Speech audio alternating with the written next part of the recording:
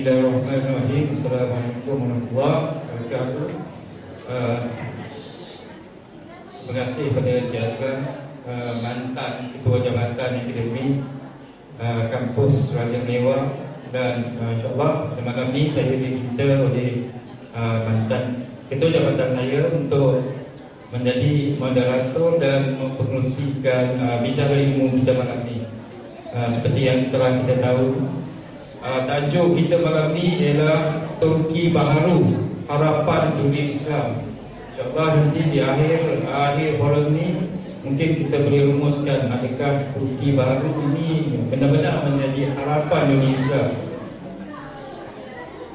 Dan tanya juga kepada Surah Al-Ansar ini, kerana kita telah nampak saya ini di orang luar selalu nampak kekuatan yang ada pada surah ini menganjurkan pelbagai kegiatan ilmu, tradisi keilmuan nampak subur di surau ini, dan diharapkan insyaAllah jadi ikutan di tempat-tempat lain. Dan untuk tujuan forum kita malam ini, kita ada dua orang panelis yang telah diperkenalkan oleh Tuan Fungsi tadi, dan dapat kita rumuskan bahawa kedua panelis ini adalah orang yang selayaknya untuk membincangkan persoalan Turki Baharu dari segi pengalaman dan tradisi keilmuan. Ya, jadi tanpa membuang masa, saya akan bacakan sedikit latar belakang panelis yang sempat saya kaji sebentar tadi. Mungkin tak cukup sebenarnya, tapi bolehlah memberikan sedikit gambaran tentang latar belakang akademik dan kekuatan atau autoriti yang ada untuk tujuan forum kita malam ini. Yang pertama, seperti kita tahu tadi, panel kita yang pertama adalah Profesor Datuk Dr. Muhammad Rizwan Osman, NCA, Name Transfer Universiti Selangor. Dari segi sejarahnya, dari segi kariernya, beliau sering dianggap sebagai pengasas dan pengarah Pusat Kajian Demokrasi dan Pilihan Raya Universiti Melayu. Kalau dekat pilihan raya itu biasanya kita akan banyak membaca dapatan-dapatan daripada universiti ini, ya. Dan beliau juga sebenarnya pernah menjadi dekan Fakulti Sastra dan Sains Sosial Universiti Melayu. Selain itu, Profesor Datuk juga adalah bekas pemimpin ABIM dan kini terlibat dengan organisasi yang dinamakan Wadah.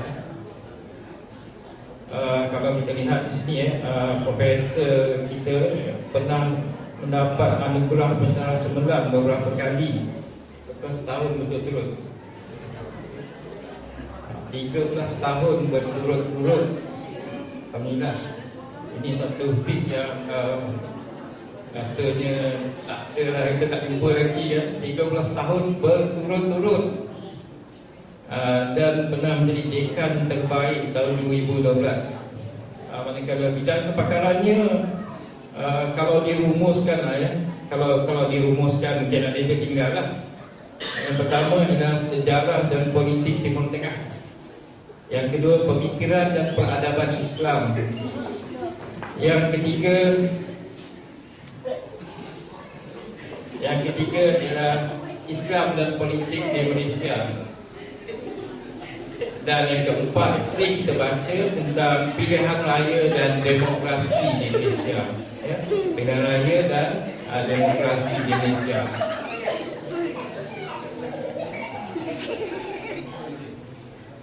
Itu gangguan. Seperti kalau kita kaji penulisan yang dilakukan oleh Profesor Datuk, saya kan memang habis untuk cakap pasal penulisan yang berpuluh-puluh penulisan ini. Tapi kita ringkaskan sini, penulisan beliau ialah sama ada secara perseorangan ataupun bersama, antaranya lah mungkin ada sini yang timbul nama lah, kajian pilihan raya, hubungan serumpun, mungkin hubungan serumpun di Asia Tenggara, tamadun dunia, kemudian isu Palestin dan Lebanon, isu Timur Tengah, Yang menarik sini adalah pola pengujian, pola corak pengujian. Kemudian konflik politik dan ketenteraan di Timur Tengah. Kadang-kadang kita baca tulisan beliau tentang perang Iran dan Iraq. Itu sedikit untuk panel yang pertama. Dan yang kedua, juga telah diperkenalkan oleh Jenerali Azlan tadi, iaitu Tuan Haji Ahmad Azam bin Abdul Rahman. Beliau merupakan mantan Presiden APIM dan kini memimpin satu organisasi yang dinamakan Wadah. Jadi kalau saya sebut APIM tu, biasa kita kenal lah, APIM ni biasa. Tapi mungkin kalau sebut Wadah tu, agaknya ada yang belum begitu mengenalinya. Jadi Wadah ni sebenarnya adalah satu pertubuhan yang telah didaftarkan sekitar tahun 2005. Tahun 2005, dan kebanyakan ahli Wadah ni merupakan bekas daripada APIM. Jadi Wadah ni sebenarnya macam penerusan daripada APIM. Dan saya tengok kalau keahlian Wadah ni pula akan terbuka kepada semua rakyat Malaysia yang beragama Islam berusia 35 tahun ke atas, tanpa mengira bangsa, kaum dan tinggal. Jadi kalau ada yang berpindah depan ni, insyaAllah ya. Manakala visi Wadah ni pula ialah pemerkasaan umat yang berwibawa dan kompeten, berasaskan petunjuk Alkitab dan Al-Hikmah. Jadi Wadah ni aktivitinya banyak. Antaranya ialah pengembangan ilmu, perbahasan, wacana ilmu, sesuailah dengan aktiviti kita malam ni. Dan dia lebih banyak berkitar kepada tradisi keilmuan. Jadi seperti yang kita tahu tadi, Tuan Haji Ahmad Azam ni adalah ayah kepada arwah Ahmad Ahmad, pemimpin APIM yang aktif, aktivis APIM di Turki, dan pernah berjuang di Syria tu. Apalah tu dia berkata dia. Jadi untuk tujuan format daripada kita secara ringkas ni, kita ada 3 pusingan. Yang pertama, kedua panel kita akan menjawab, akan mengulas soalan yang telah saya sediakan di sini, dan kemudian kita akan buka kepada hadirin ini. Kalau ada soalan-soalan, bolehlah kita tunjukkan kepada panel kita untuk malam ni. Dan kita pergi pada soalan yang pertama kepada Profesor Dato', iaitu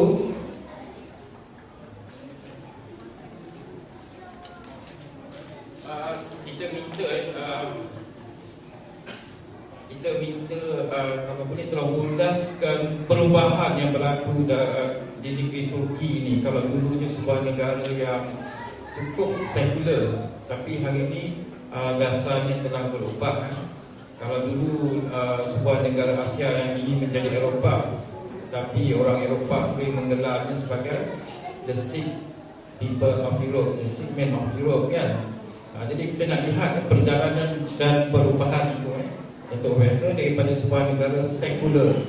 Sekular ni adalah negara yang mengasingkan agama dan pentadbiran. Agama dan pentadbiran perlu dipisahkan. Dan itu saya serahkan kepada Profesor. Bismillahirrahmanirrahim. Alhamdulillahirabbil alamin, wassalatu wassalamu ala asyrofil anbiya'i wal mursalin wa ala alihi washabihi ajma'in. Assalamualaikum warahmatullahi wabarakatuh. Yang berhormat saudara pengacara majlis Dr. Ashraf Rahim. Dia kenal itu Ashraf dengan nama ayah Salim. Dan rakan channel Haji Azam Rahman, yang berhormat Amin selaku kami Dewan Negeri Kamar, Pak Imam Bilal, tuan-tuan yang saya hormati, Assalamualaikum warahmatullahi wabarakatuh. Tadi disebut saya adalah Head Chancellor UNICEF. Saya dilantik sudah sebulan yang lalu. Oleh itu sebab dah sebut nama, saya kena buat elan sikit. UNICEF bukan sebuah universiti yang IPTS, dia boleh kata IPTS, dia boleh kata IPTS. Tetapi yang saya sebutkan sini bahawa untuk makluman tuan-tuan, kita merupakan antara universiti yang paling murah iurannya dan terus pada ramai dari pengajarnya dalam kalangan profesor dan guru yang memiliki PhD.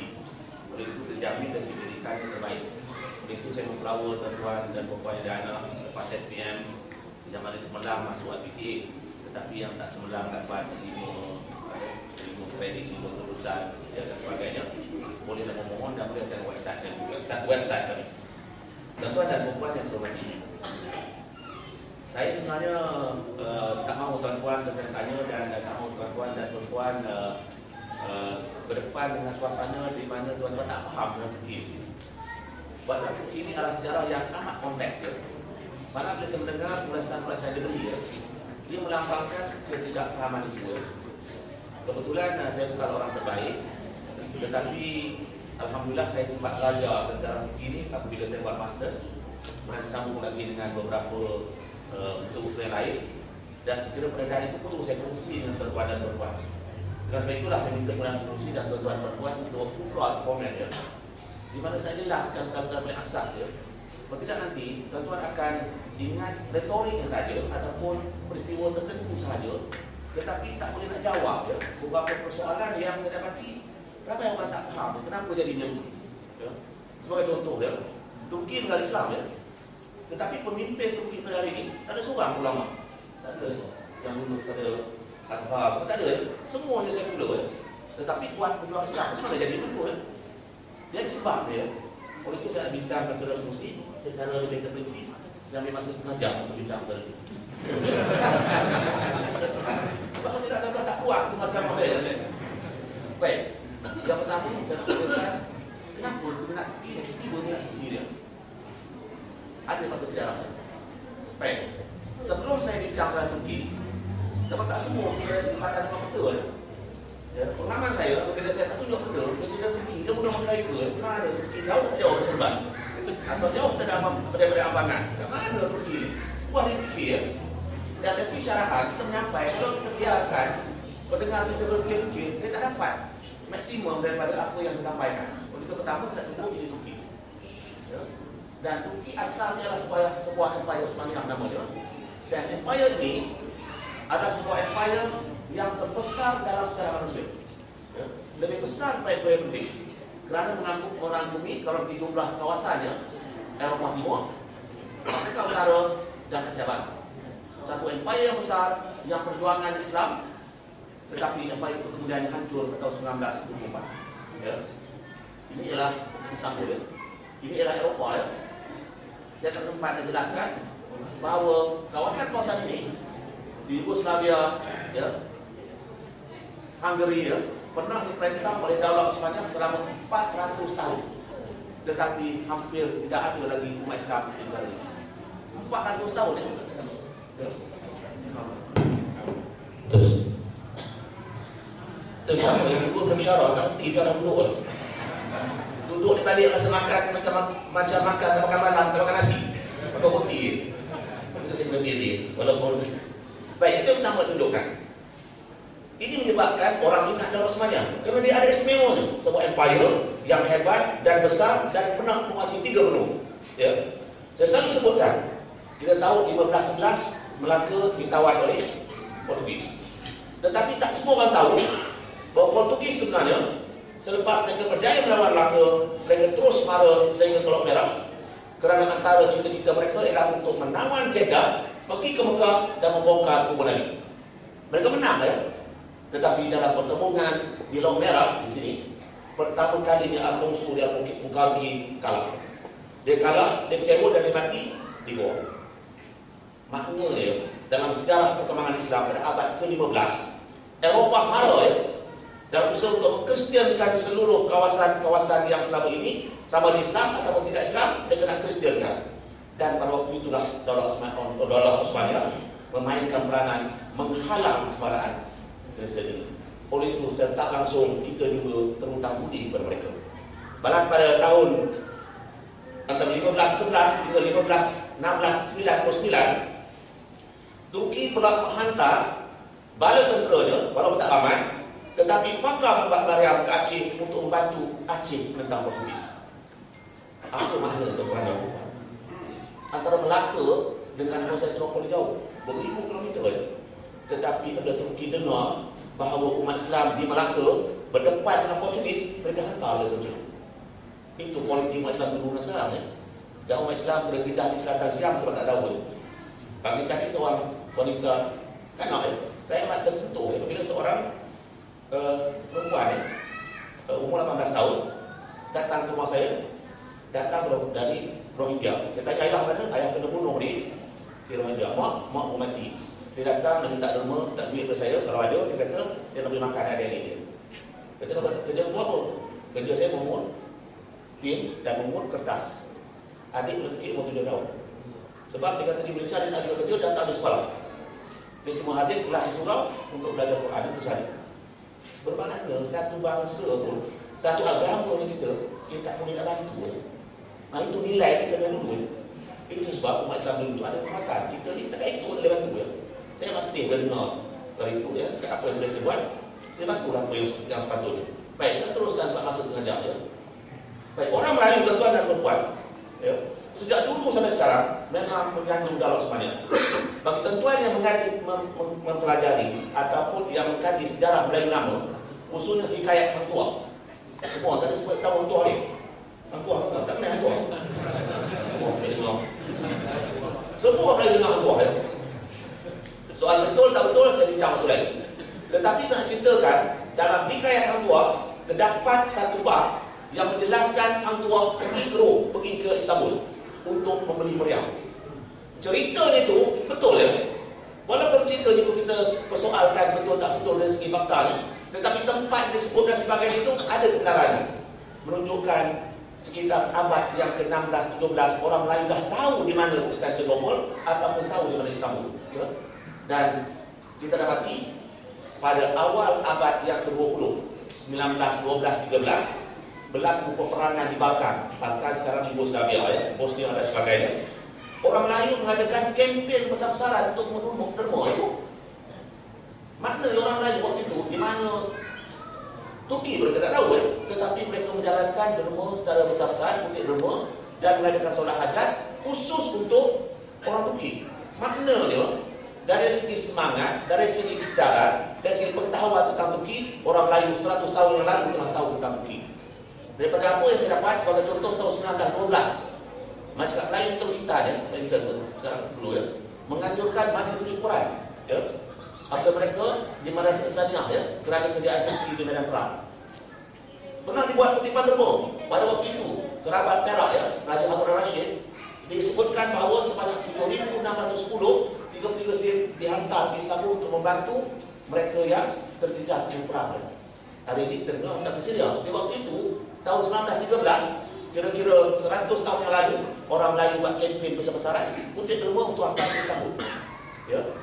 Dan walaupun 7,610 ini nilai waktu itu, mungkin sekarang tak berapa puluh juta pun dia. Baik, apa saya tunjukkan kepada tuan-tuan dan perempuan adalah bahawa kesedaran tentang Turki itu baru. Ya. Dan apa yang berlaku pada hari ini dengan dulu, saya kira tak banyak beza. Ya. Baik. Dan ini menarik, tak semua orang tahu ya. Pada tahun 1863, Sultan Johor Sultan Abu Bakar pergi ke Istanbul. Dan beliau dihadiahkan dengan seorang perempuan namanya Rogaya Hanum.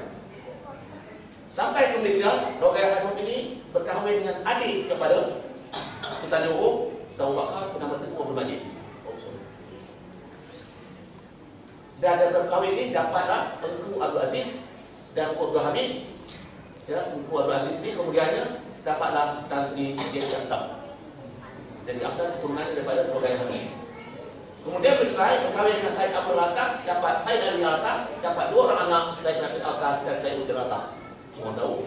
Kemudian dia bercerai, kahwin dengan Jaafar, dapat beberapa orang anak.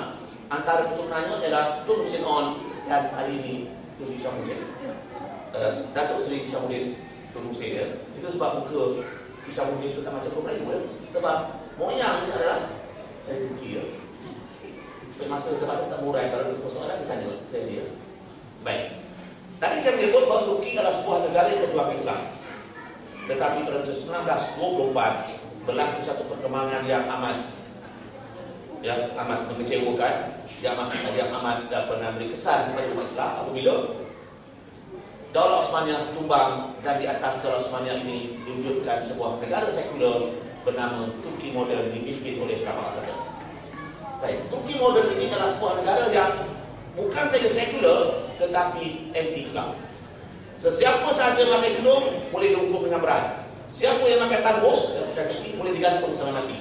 Ramai ulama yang dibunuh dan sesiapa sahaja tidak boleh bercakap soal Islam. Masjid ditukar di Karang Buddha, masjid ditukar jadi museum. Dan kita dapati pada waktu yang sama Islam tidak dibenarkan diamalkan itu. Itu yang berlaku ya. Sebab sekular mereka bukan sekular yang seperti berlaku di barat. Di barat sekular, dia tidak ada agama.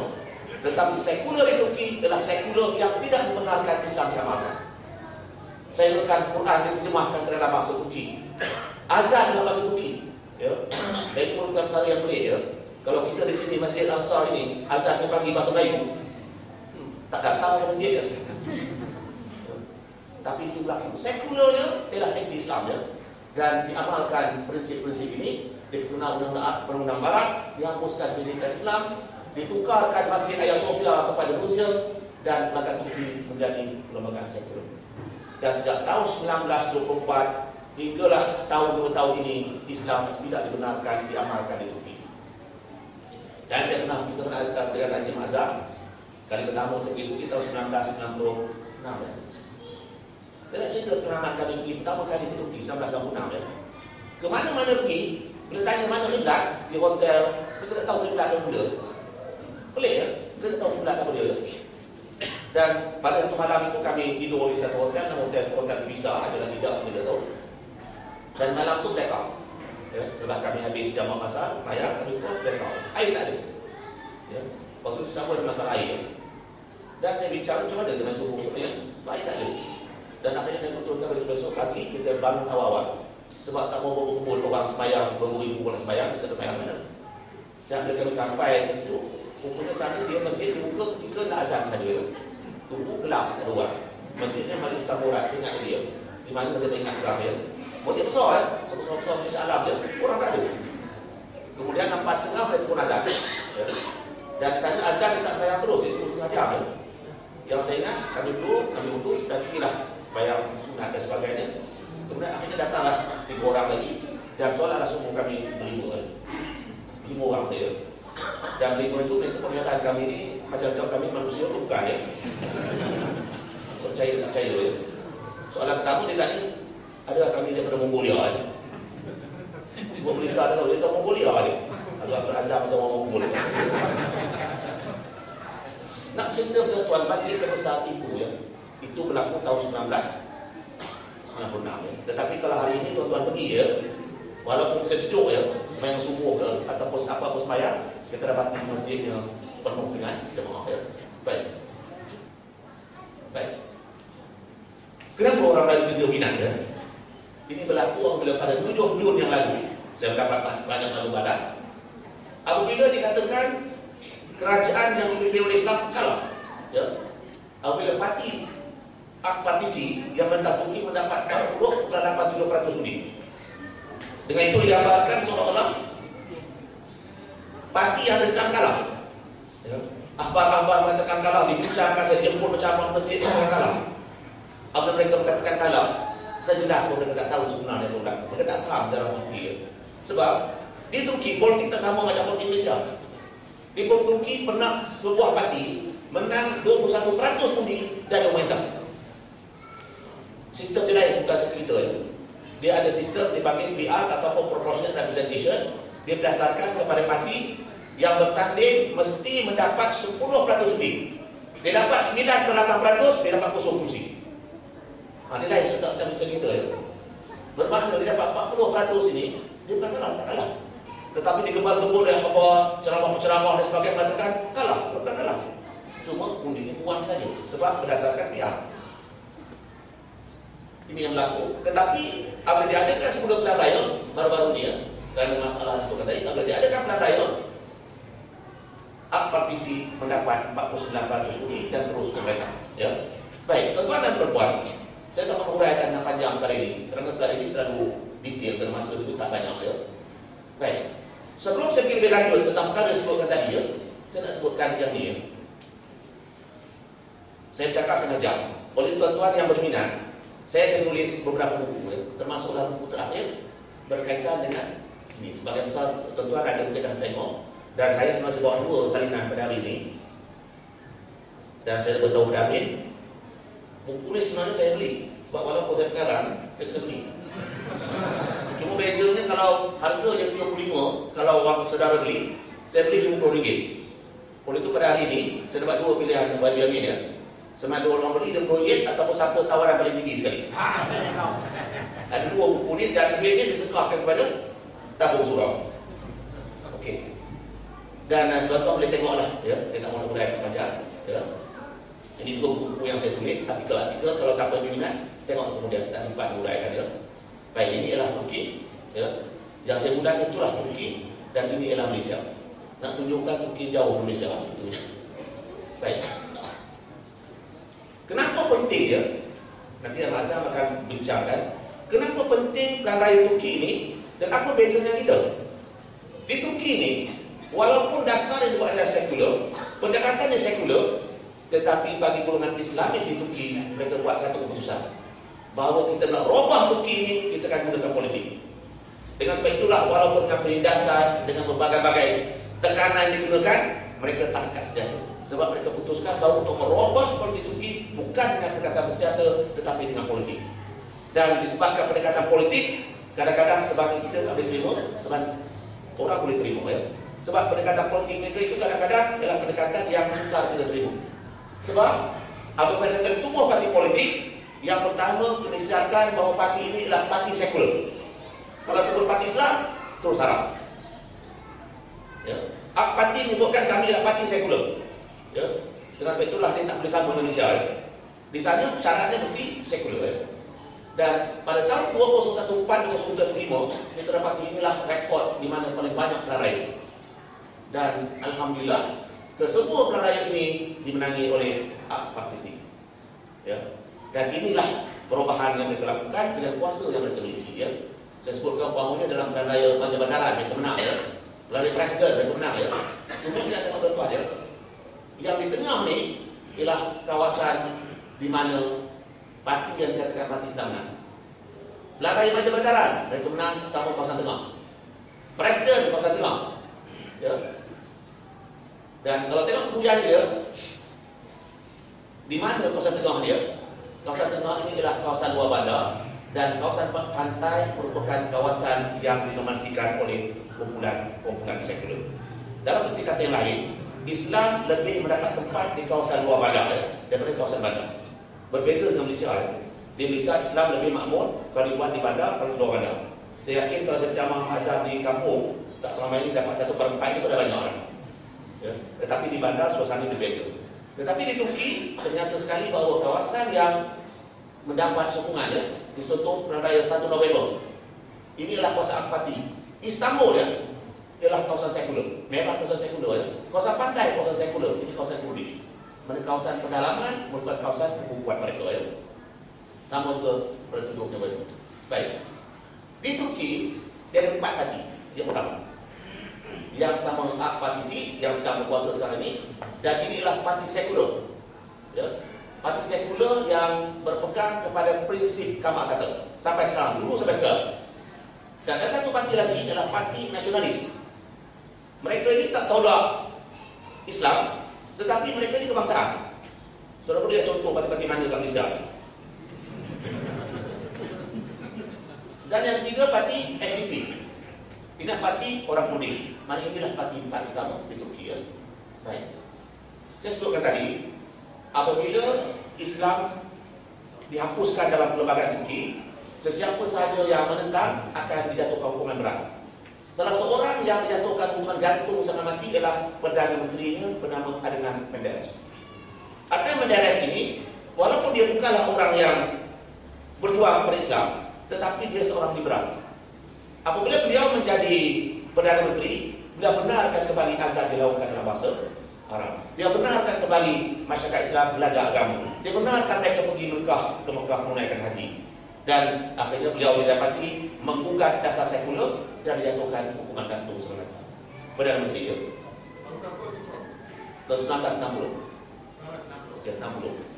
Dan ketika berlakunya arus kebangkitan untuk mensekularkan masyarakat Turki, ada seorang ulama bernama Badiüzzaman Said Nursi. Saya sama Azam akan berada itu, di mana beliau menggunakan pendekatan pendidikan untuk menyelamatkan masyarakat Turki.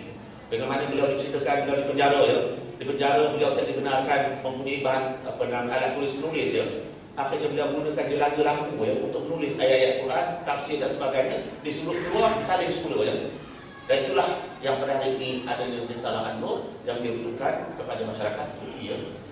Baik, tuan-tuan dan puan, saya nak bincang pasal kita lalu saya ini.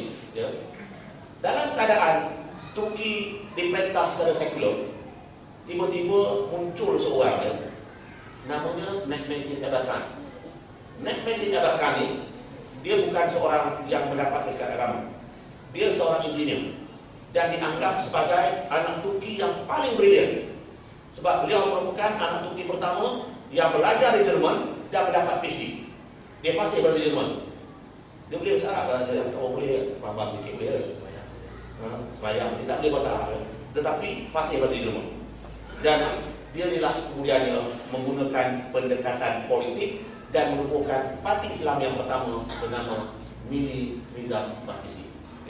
Tetapi karena parti ini awal-awal menyebut Islam, setahun hidup Batu Haram. Setahun.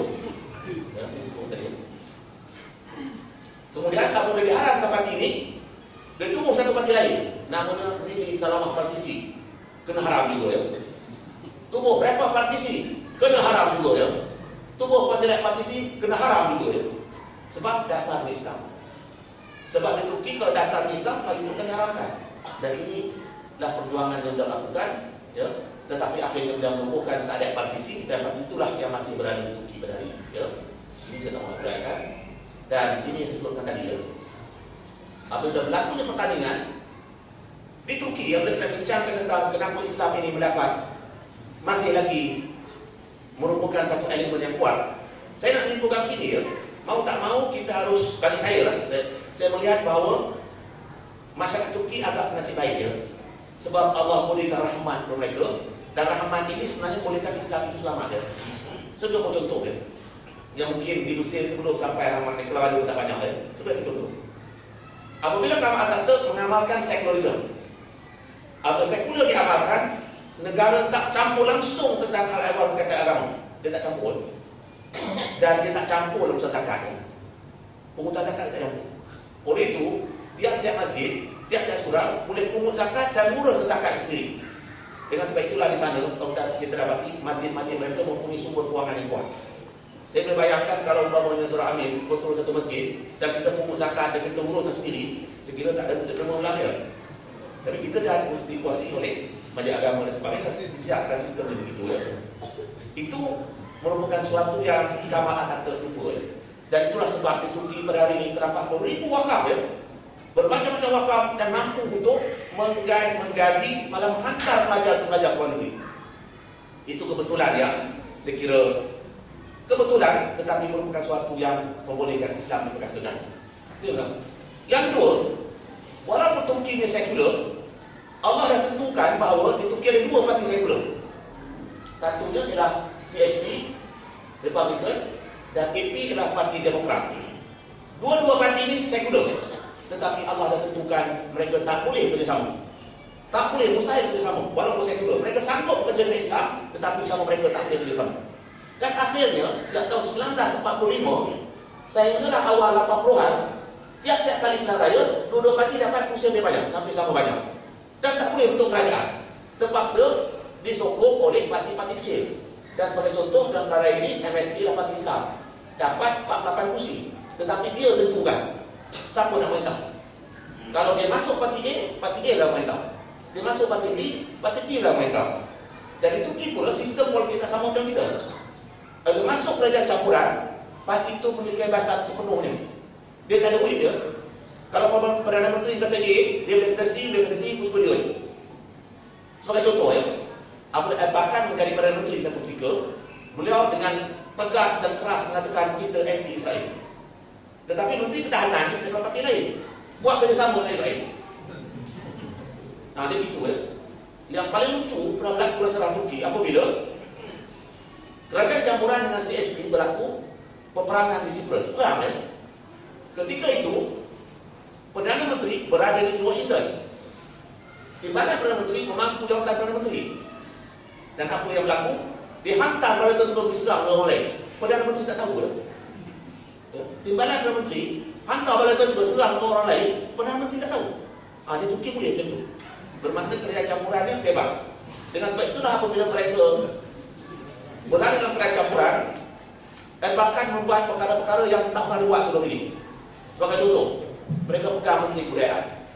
Diarahkan semua patung-patung ucah di Istanbul diruntuhkan, dirobohkan. Ya. Dia tak pergi macam bandaran setuju ke tak setuju, tak ada sebab dia Menteri Kebudayaan. Dia begitu cara dia. Dan tak sama seperti kita ya. Dia tak mau rakyat panjang ya. Ini pun nak berlaku ya. Apabila mereka menjadi ya, menang 48 kursi ya, tetapi jawatan menteri yang mereka pegang, ini jawatannya timbalan menteri ya.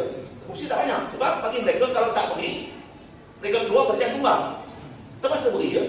Timbalan pada menteri, menteri kehakiman, menteri negara, keselamatan dan menteri industri, menteri perdagangan, pertanian dan buruh ya. Menteri-menteri yang senior ya, beri tak apa, tak beri, dia keluar ya. Dan ini menyebabkan kerajaan tidak stabil ya. Dengan sebab itulah ya, apabila mereka dapat kuasa, untuk pertama kalinya mereka meningkatkan sekolah imam khatib. Di sana ada sekolah, itu sekolah melatih imam dan khatib. Dan inilah sekolah yang banyak membantu menghidupkan Islam di Turki. Ketika mereka berkuasa, mereka pastikan sekolah ini dirasakan. Menjalin hubungan dengan negara Islam, ya, mengusnah patung ucah, ya, menggalak industri berat, ya, dan melibatkan diplomasi sebagai dia. Ya. Tetapi politik hari ini menyebabkan tak stabil. Ya. Bila tak stabil, tentera menampas kuasa tahun 1980. Dan selepas rampasan kuasa, tentera menetapkan bahawa setiap pilihan raya, mana-mana parti bertanding mesti dapat 10%. Tak dapat 10%, dia tak dapat kursi. Itu dia punya peraturannya. Kenapa dia buat peraturan ini? Kerana parti Islam biasanya tak dapat 10%. Tetapi sekali lagi, ya, dan saya tunjukkan sekali lagi, peraturan ini sebenarnya peraturan yang bukan memihak kepada golongan sekular, tetapi memihak kepada Islam. Itulah saya katakan tadi bahawa rahmat Allah. Kita tak boleh nak tahu rahmat itu bila datangnya, tapi itulah yang berlaku ya. Baik. Saya nak sebutkan juga, dalam memahami Turki ini tidak semudah yang kita gambarkan. Disebut Turki baru, Turki kembali ke Islam, tidak mudah ya. Perjuangan mereka telah melibatkan ribuan mati ya, bermacam-macam pengorbanan ya.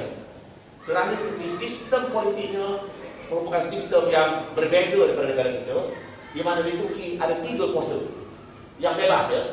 Tentera bebas, mereka mempunyai peruntukan mereka sendiri, mereka mempunyai keuangan sendiri, kehakiman bebas, dan akhirnya perlembagaan dan politik.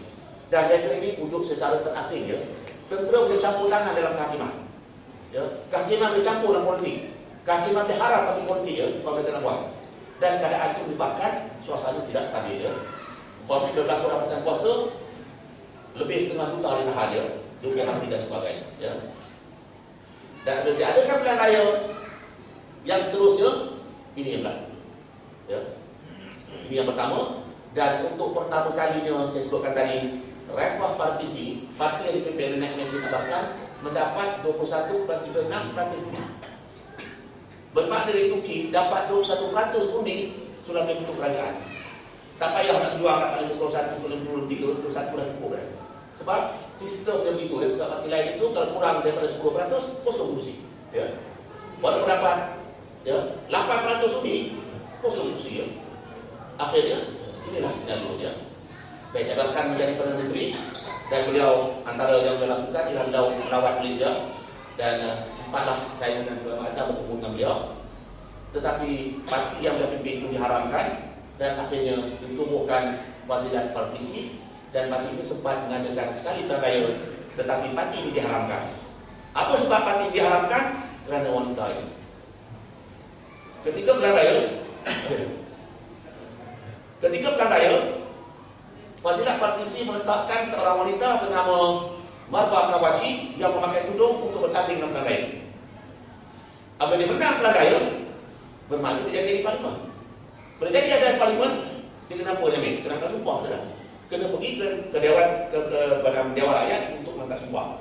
Tetapi peraturan menetapkan bahawa wanita pakai tudung tak boleh masuk Dewan Rakyat.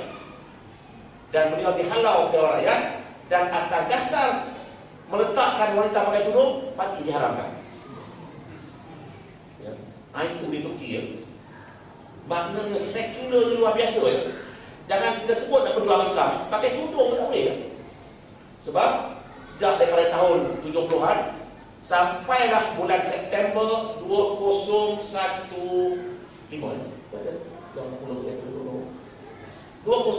ya.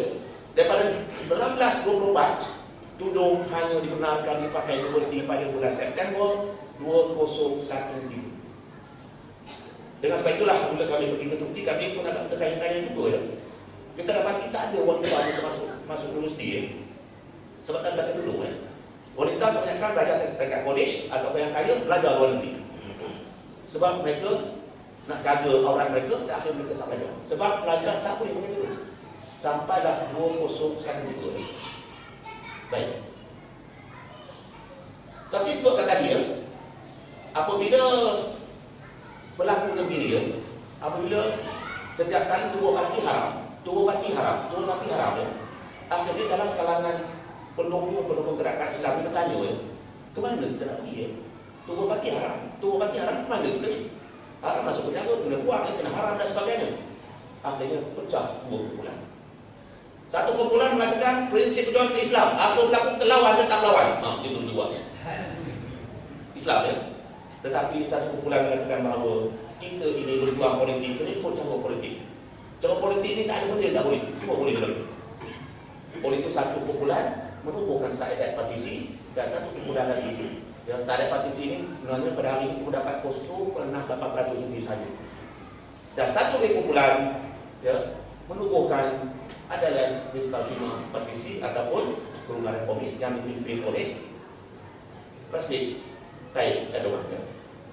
Dan dia apabila dia menubuhkan parti, dia buat perkara-perkara kita tak berani buat pun. Saya pun tak berani buat.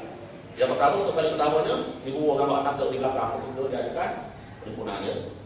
Selepas parti ditubuhkan, dia pergi ke kubu Atatürk dan bersumpah akan melaksanakan sekularisme di Turki. Sanggup buat dengan Yamin. Dia tak sanggup.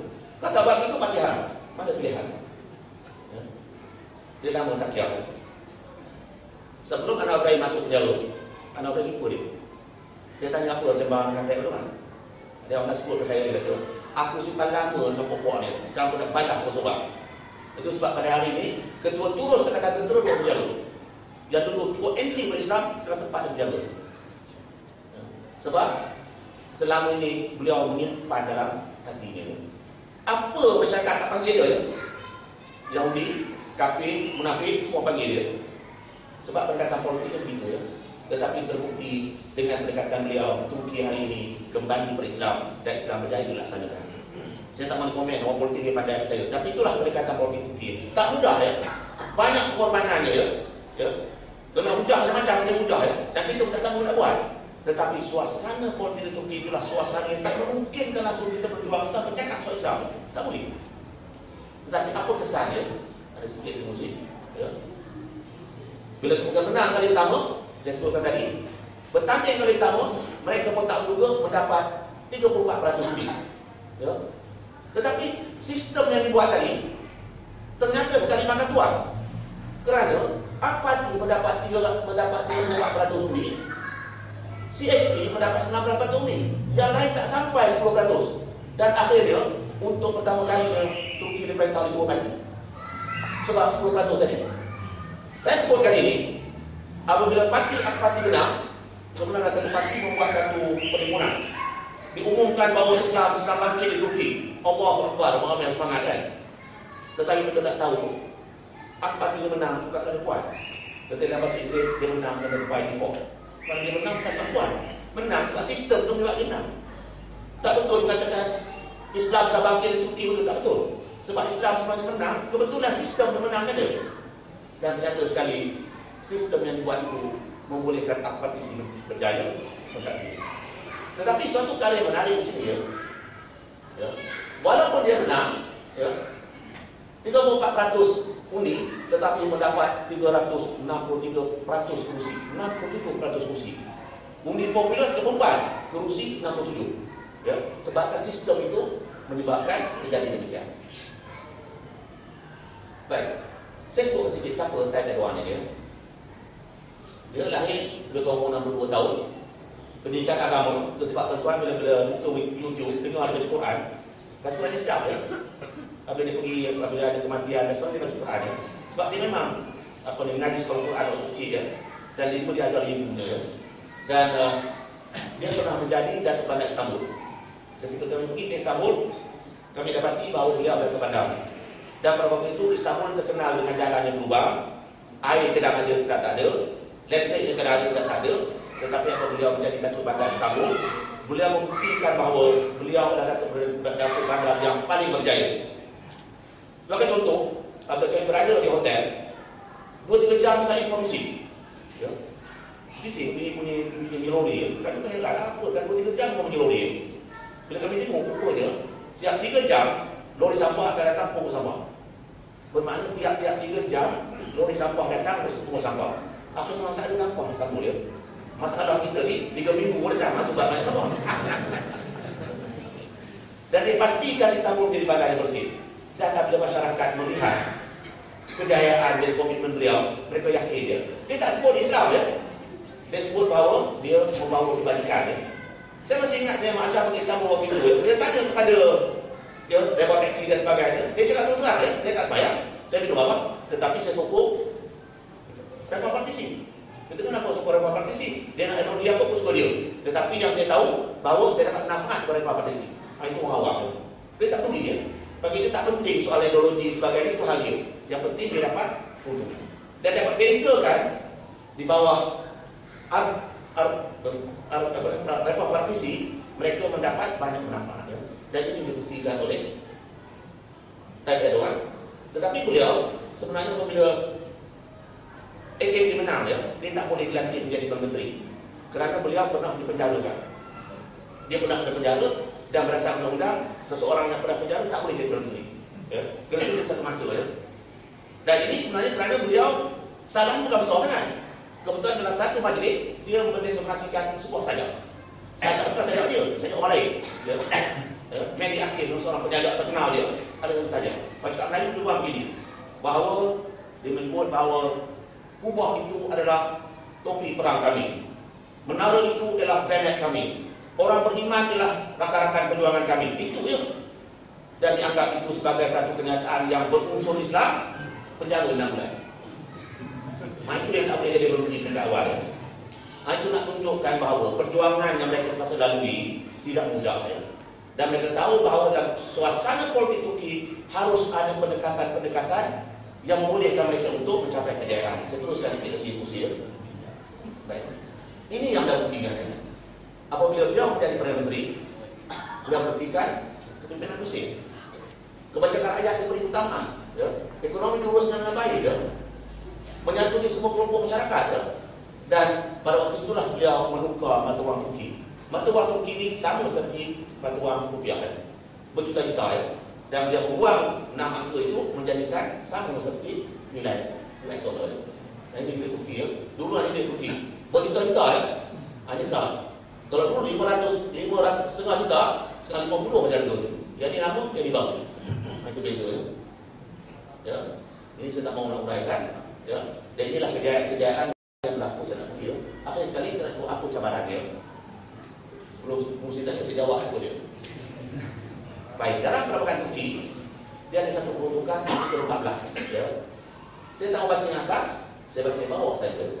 Ada menjadi kesalahan sesiapa sahaja ya, yang cuba untuk melaksanakan sesuatu perkara yang boleh ditafsirkan berhubung dengan benda kumpulan. Contohnya apa? Ketika saya belajar buat master di UK ya, ramai kawan Turki ya. Ketika berada di UK, mereka simpan nyambang yang boleh. Bila balik terang habis. Saya tak kenapa. Dia kata simpan janggut dan jambang itu lambang Islam dan salah hukum. Boleh dikenakan tindakan sekadar menyimpan janggut dan jambang. Itu ya. Dan itu kalau di UK mereka simpan jambang, balik mereka cukup tak sih. Sebab itu dianggap berusaha untuk melaksanakan satu sistem. Terus saya cakap negara Islam ya, benda itu tak boleh ya. Pakai tudung itu dianggap satu kesalahan. Ya. Pernah satu ketika ya, pegawai-pegawai tentera dipecat daripada angkatan tentera Semata-mata kerana mak pakai tudung. Bukan dia pakai tudung, mak pakai tudung, apa salah? Itu je. Betapa sekular dia nak cerita tuan suka dan sulit. Itulah suasana dia. Dan ditambah pula Turki ni, sebuah negara yang telah terlampau lama sekular. Sistem pendidikan dia sekular ya. Segala-galanya sekular ya. Sehingga kan ya, pada satu ketika apabila nak dilaksanakan peraturan tidak boleh minum arak di khalayak ramai, itu dah dapat tentangannya. Sebab di Turki minum arak ni lebih teruk daripada negara barat ya. Negara barat tak benarkan kalau sudah pergi ke US, ada pengalaman di US, tidak boleh minum arak di khalayak ramai, boleh tangkap. Tetapi di Turki tak masalah ya. Dan sebab itulah apabila pengalaman kami pertama dengan Mazhar, malam-malam Sabtu malam Ahad berubah bising ya. Sebab kami tak ditambah sampai berubah bising, kunci dan bilik tak keluar rumah ya. Tak keluar hotel ya. Tak tahu apa benda, bising, sebising-bisingnya ya. Besok pagi kami keluar pagi nak bersarapan. Dia pagi botol arak, pasal-pasal dia arak ya. Rupa di Turki pada malam minggu ada street disco. Tak ada tempat lain ya. Di Turki kita ada lagi ya, tidak lama lagi sekarang. Tak ada lah. Pasal tak ada lah. Pasal zaman kami street disco. Mana sekular lebih teruk daripada barat ya. Itu masyarakatnya. Dengan sebab itulah ya, bagi masyarakat Turki ini ya, mereka yang menunaikan solat dan sebagainya itu ya masih mudah. Berbanding orang Melayu dan orang Melayu tinggi lagi ya. Sebab kalau dulu lah sekarang mungkin dah berubah ya. Orang Turki ini mereka menghasilkan dari mereka Islam cukup dengan semayang 2 kali setahun. Adil Adha dan Adil Fitri. Cukup ya. Dan kalau mereka semayang Jumaat, mereka dianggap sebagai orang Islam yang baik ya. Dengan sebab itulah Abdul Turk Bozal menjadi Perdana Menteri yang pertama. Ditanya kepada beliau ya, adakah dia akan tunaikan semayang Jumaat? Dia kata ya, tetapi saya akan pergi dengan kereta saya sendiri. Bermakna kalau dia pakai kereta rasmi, itu satu kesalahan. Dan maknanya itulah presiden pertama masyarakat Turki pergi semayang Jumaat. Sekarang ni memang dah ada masjid di sana ya. Nah, di rumah Kementerian Perdana Menteri, presiden ya. Dia tunjukkan betapa sekularnya masyarakat orang itu. Dan inilah semayang Jumaat selalu, yang 600 je. Ini kajian yang buat, saya mau detailkan. Dan apabila nak dilantik Abdullah Gül sebagai presiden, timbul kekecohan. Kecoh ni adalah kerana bukan kerana Abdullah Gülnya, tetapi kerana isteri. Sebab isterinya pakai tudung dan itu dianggap sebagai krisis dalam perlembagaan. Bagi orang Turki tak mungkin istana negara mereka ataupun dipanggil sebagai istana cakaya, wanita pakai tudung masuk. Ya. Kalau Abdullah Gül pakai tudung kita berisau kan, tapi isteri dia tak boleh kan. Dan apabila beliau dicalonkan sebagai presiden, tentera beri amaran. Kalau teruskan juga mencalonkan Abdullah Gül yang isteri pakai tudung untuk jawatan presiden, tentera akan rampas kuasa. Tentera beri amaran dalam website dia, contoh terbuka, rakyat semua tahu ya.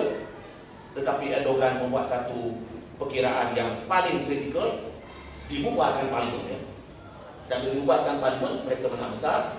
Dan inilah membolehkan Abdullah Gül menjadi presiden. Inilah gambar Ahmad Azhar. Ini adalah Abdullah Gül. Penugasan Abdullah Gül. Dan ini adalah Ahmad Davutoğlu. Ya.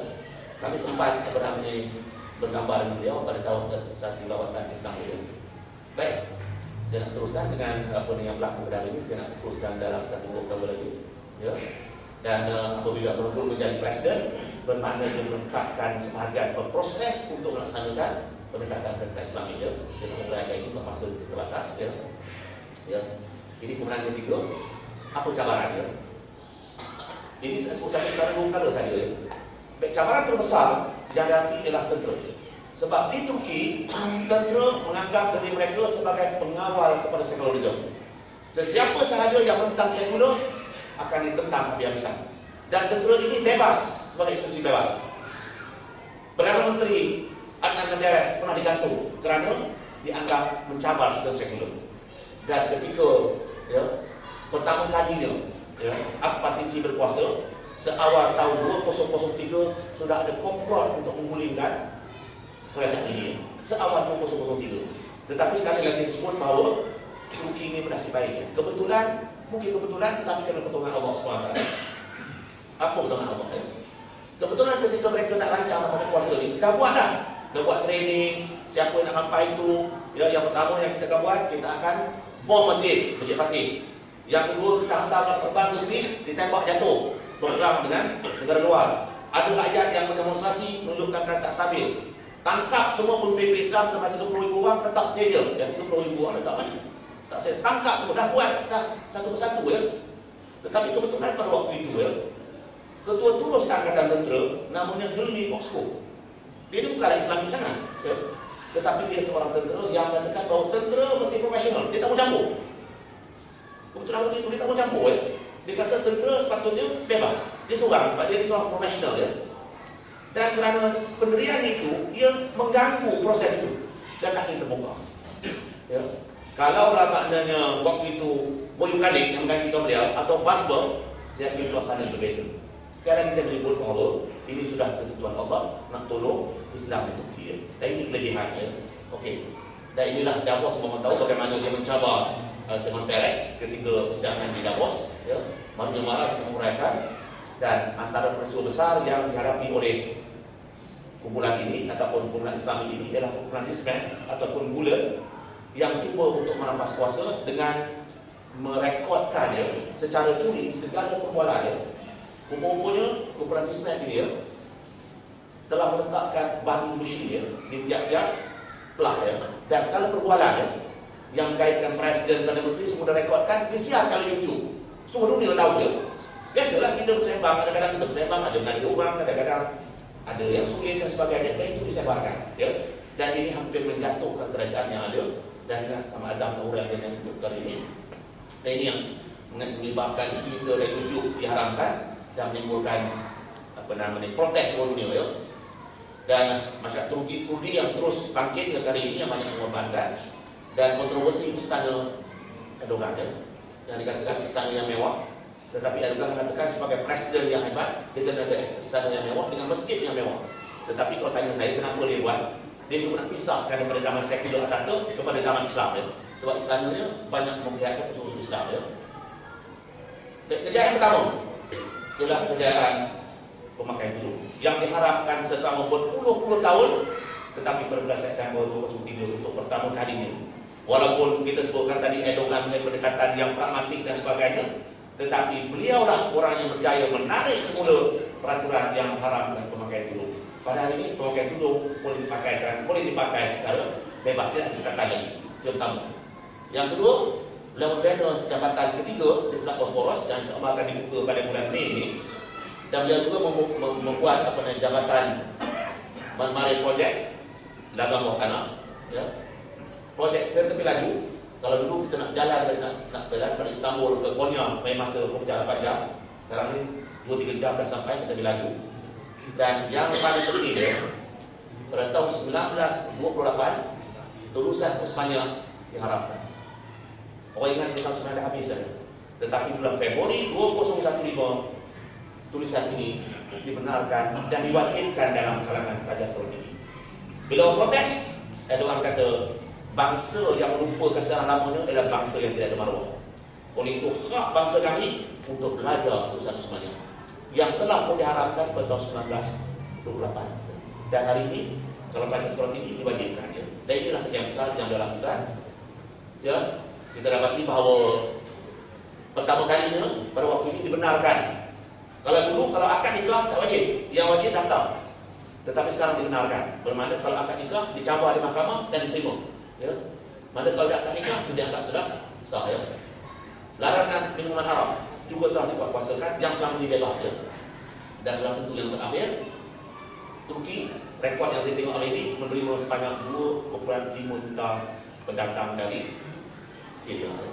Baik, tuan dan puan, saya kira setakat itu saja.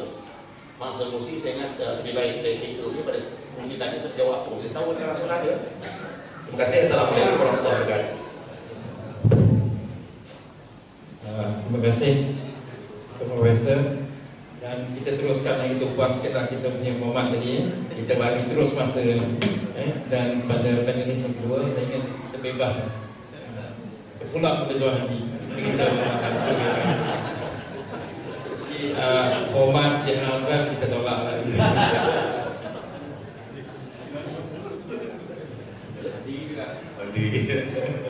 Bismillahirrahmanirrahim. Alhamdulillahirabbil alamin. Wassalatu wassalamu ala asyrofil anbiya'i wal mursalin sayyidina Muhammadin wa ala alihi washabbihi ajmain. Terima kasih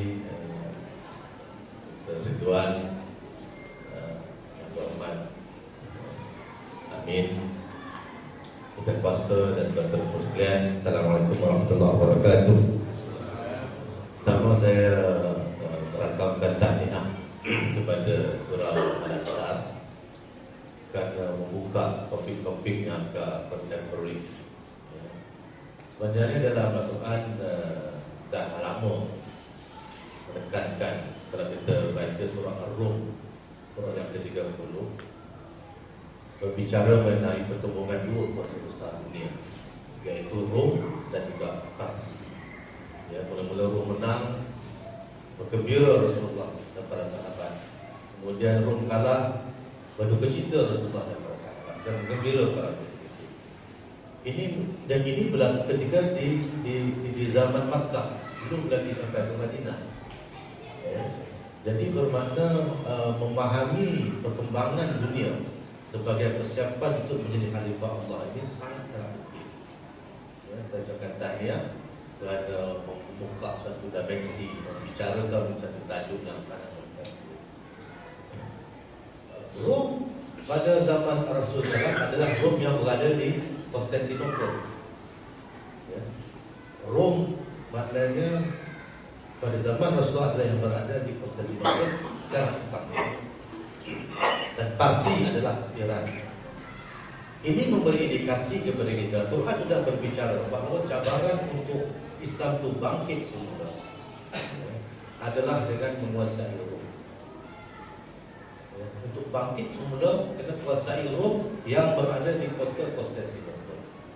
Itu sebab ketika perang Khandaq, hijrah yang kelima, ya, satu hadis yang memberi inspirasi perjuangan untuk membebaskan kota Konstantinopel.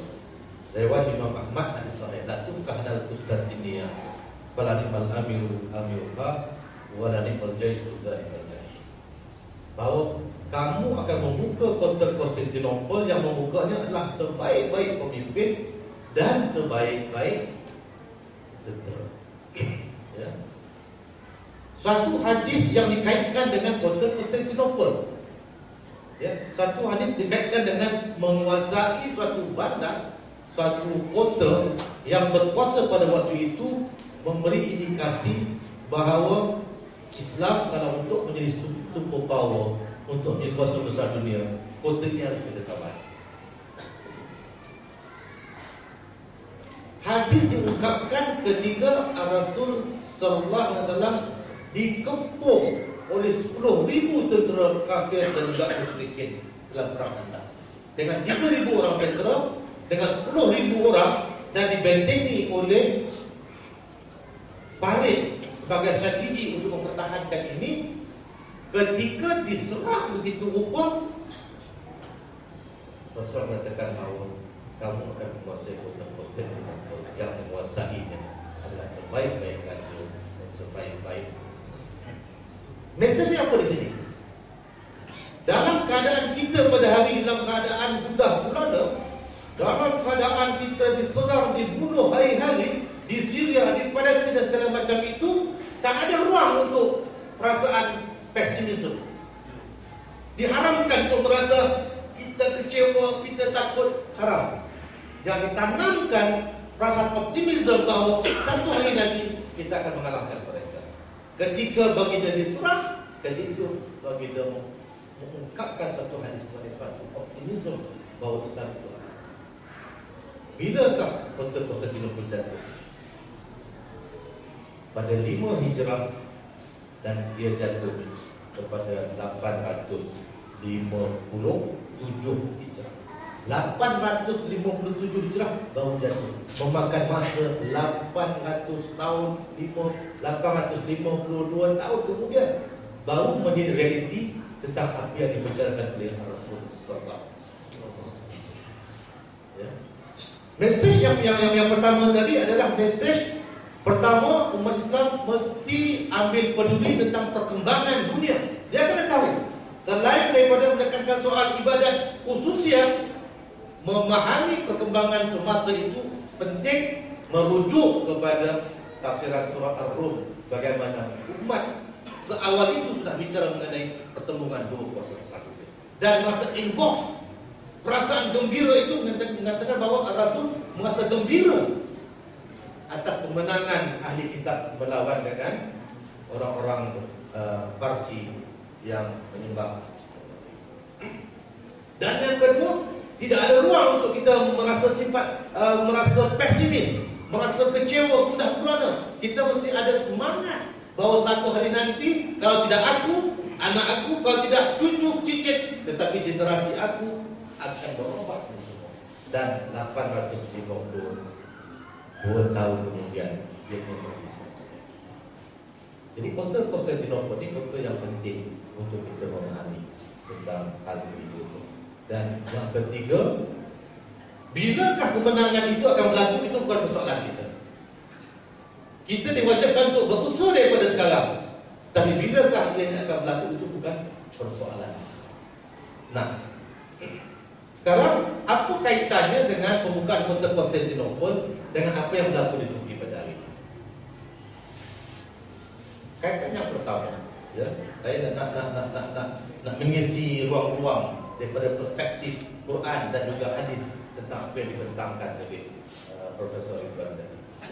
Perkara yang pertama yang kita harus faham bahawa untuk menguasai suatu kuasa besar dunia itu persiapan untuk membina pemimpin dan juga pengikut itu sudah menjadi satu perkara yang wajib.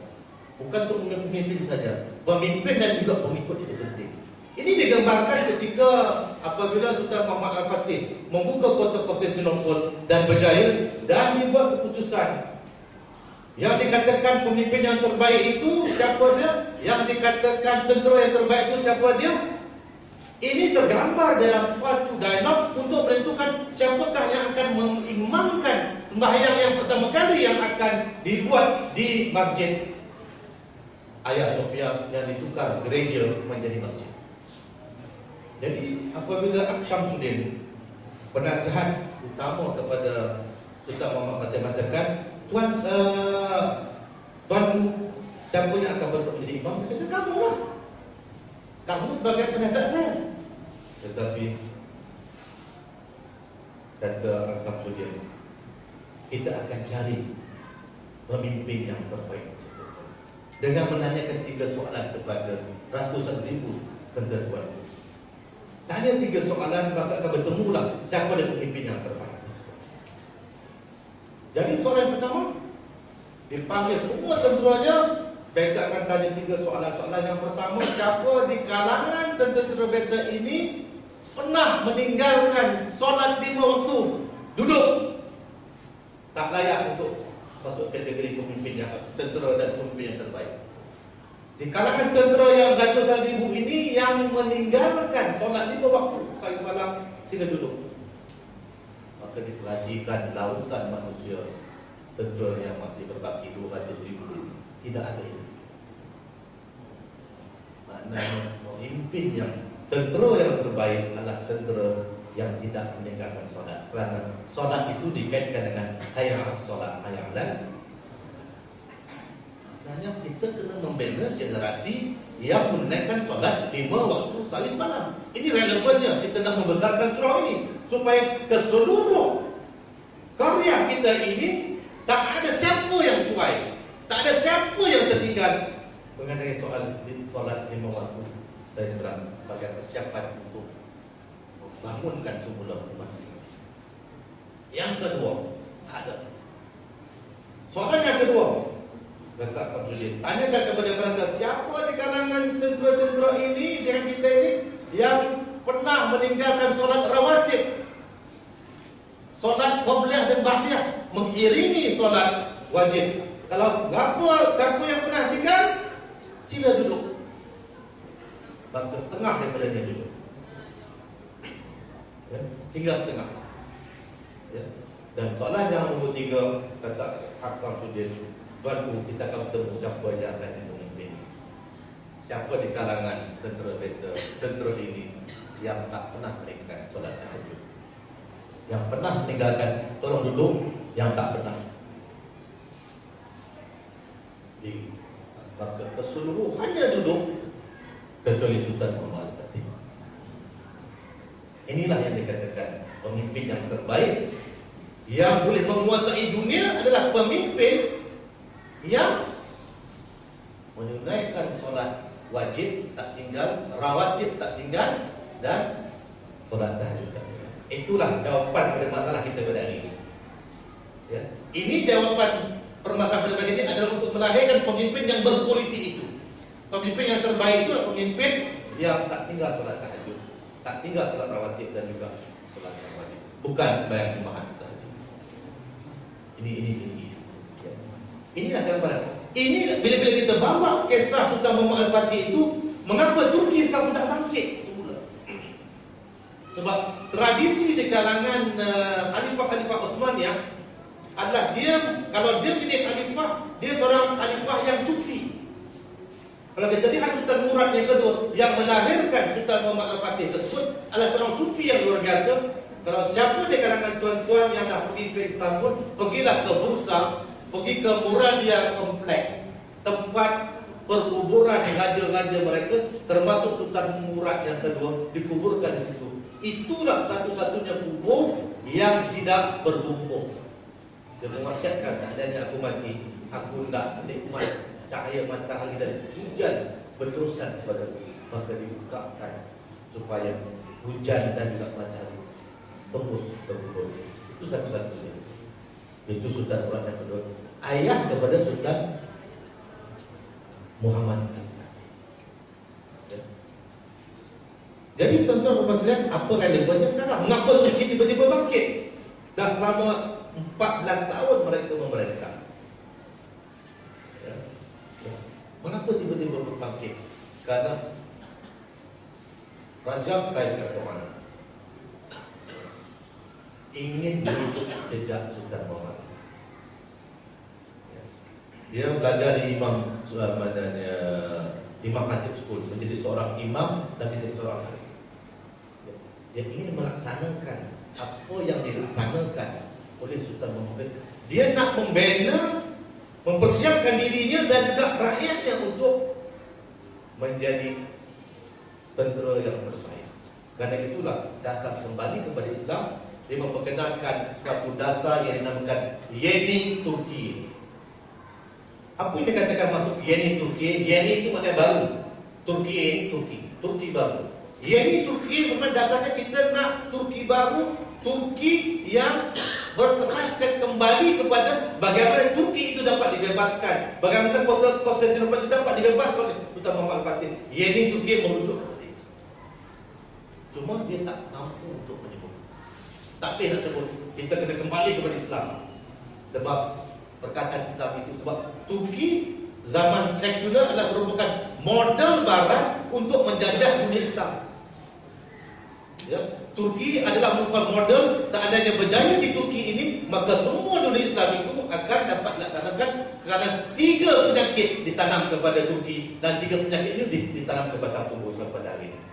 Perkara yang pertama, penyakit yang pertama iaitu kejahilan yang dirancang.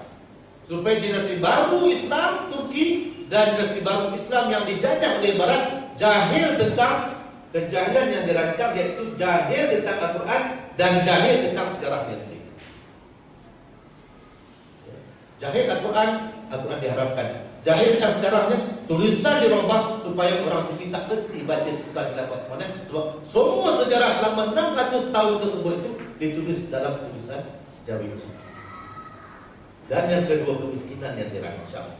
Perkenalkan sistem kapitalisme, sistem riba, dan hapuskan sistem zakat infak fi sabilillah. Dan yang ketiga adalah perpecahan yang dirancang, supaya maksudnya berpecah di atas konsep negara bangsa. Supaya kita bicara mengenai masalah-masalah bangsa ini seolah Islam yang menyatukan itu menjadi asing. Jadi Yeni Turki adalah atas dasar Turki baru ini bermakna, kata Raja Tayyip Erdogan, di mana nak azan dilaungkan itu adalah iman. Selagi ada azan dilaungkan di seluruh dunia itu dan berlaku apa-apa, maka itu adalah rakyat. Maka diperkenalkan dengan satu dasar luar Turki yang tidak dinamakan tetapi di kalangan rakyat, yaitu menamakan dasar bis bil ummatis. Bis maknanya kita bir satu umat, kita satu bisbil umatis. Bisbil umat dasarnya kita ada satu umat di mana azan dilaungkan, di situ umat kita, di mana umat Islam yang mengucap la ilaha illallah Muhammad Rasulullah. Kalau diapa-apakan mereka, tentu Turki akan datang.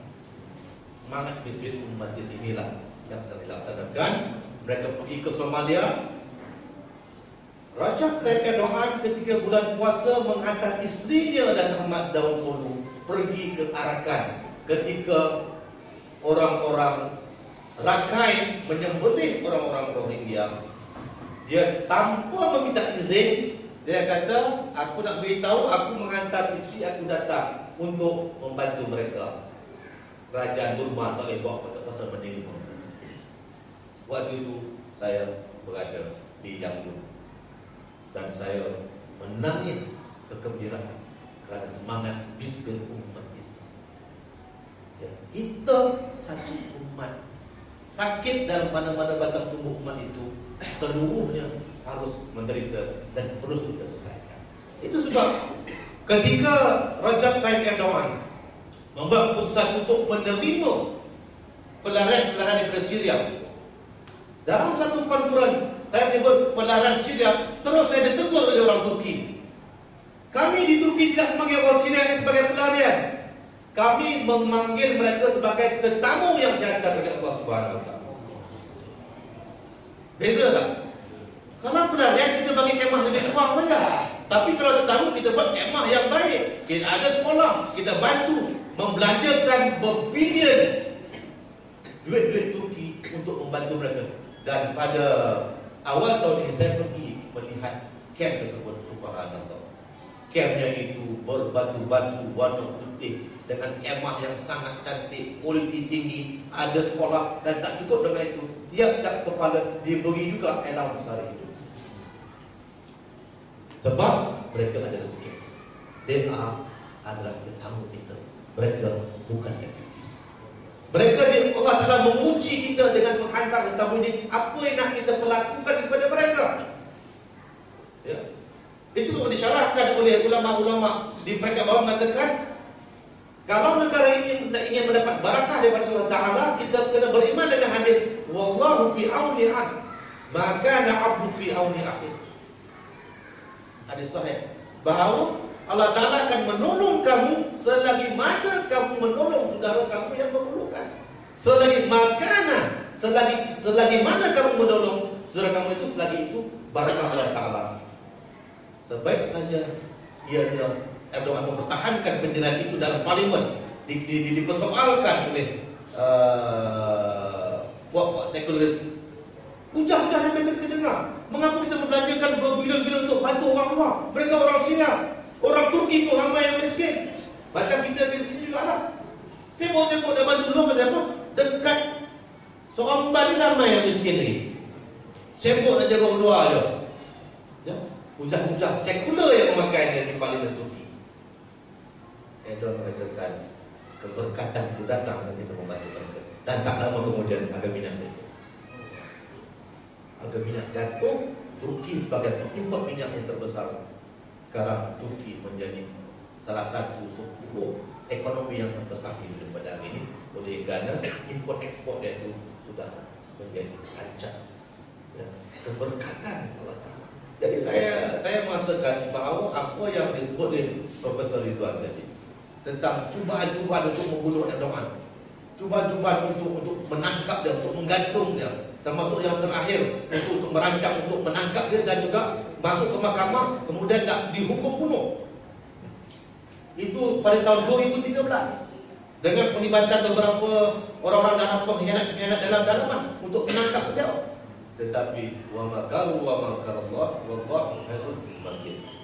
Seandainya takdir tidak berlaku sebaliknya, saya yakin Turki akan kembali. Seandainya Allah Ta'ala takdirnya sebaliknya, ya, seandainya tidak ada takdir yang menentukan bahawa Turki akan jatuh kemudian, saya nampak ciri-ciri untuk Turki ini bangkit semula, menyatukan balik umat Islam ini akan berjaya.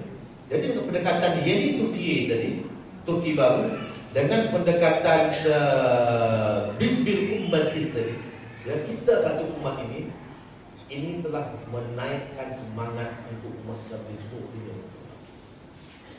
Namun demikian, tuan-tuan dan puan, cabaran cukup besar. Sekarang ini Turki sedang dijebak dalam peperangan Syria, supaya Turki terlibat dalam perang besar ini, yang mana Rusia campur Iran, campur puak-puak Kurdish yang sekular, ya. Rusia sedang memerangkap Turki, dan juga Barat juga akan mencari jalan supaya bagaimana Turki terlibat. Namun demikian, saya yakin insyaAllah masa depan Turki ini akan lebih baik. Jadi persoalannya apa yang nak kita dapat? Ya. Saya nampak Turki selagi Erdogan melaksanakan dasar kembali kepada Islam dan kembali menyatu dengan dunia Islam, ya, apa yang perlu kita lakukan pada hari ini? Saya berpandangan, ya, sebagai kita nak merumuskan perbincangan kita ini, bahawa kita kena merubah apa yang berlaku di dunia pada hari ini dengan merubah generasi, ya. Merubah generasi muda ini supaya generasi muda ini berkualiti Sultan Muhammad Al-Fatih. Merubah generasi muda yang punya semangat sebagaimana Rajab Tayyip Erdogan. Ini jawapan dia. Merubah generasi ini dalam wilayah pengaruh kita, anak-anak kita. Tak nak menunggu politik negara berubah, nak menunggu Amerika jatuh, nak menunggu semuanya itu akan berubah. Tetapi di hadapan mata kita ini, anak kita, robah anak-anak kita. Ya. Baik kita merubah anak-anak kita ini. Baik kita membina suatu generasi baru yang mempunyai semangat yang dikatakan semangat Al-Fatih tadi, bangkit semua. Dengan menanamkan soal 7 perkara, 7 formula yang dirumus oleh Sultan Turan untuk melahirkan Sultan Muhammad.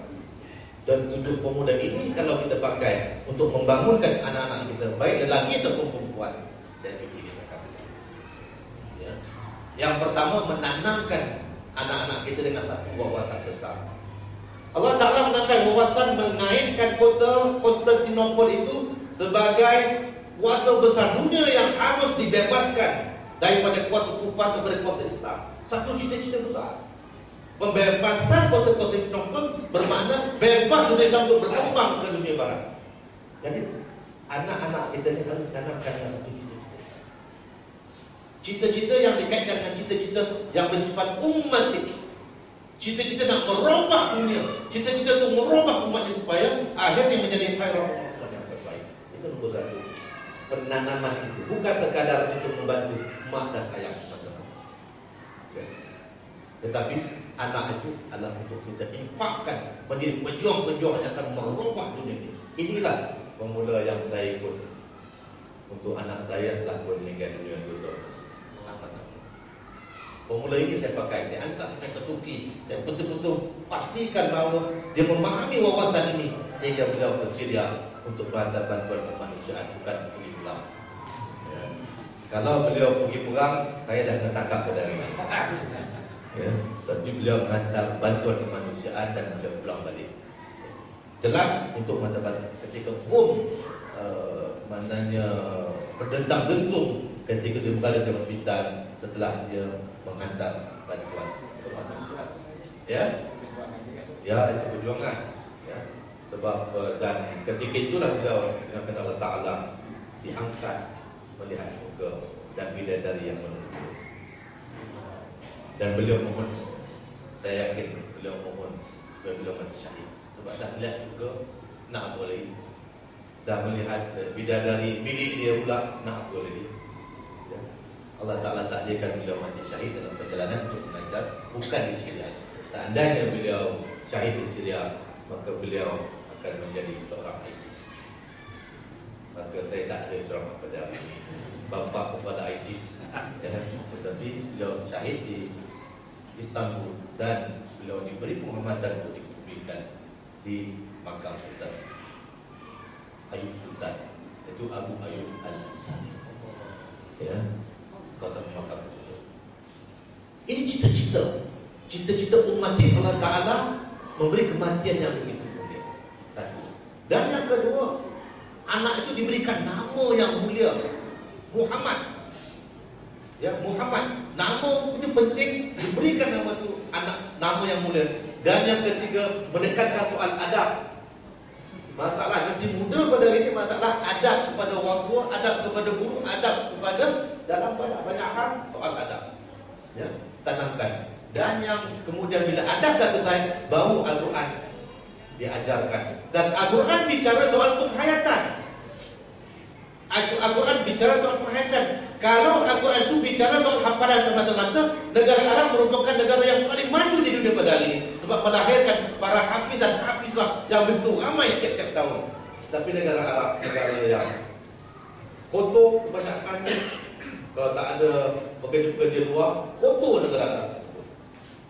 Tetapi Jepun bersih, negara Jerman bersih. Isu ini ialah soal penghayatan. Di Turki, isu ini soal penghayatan.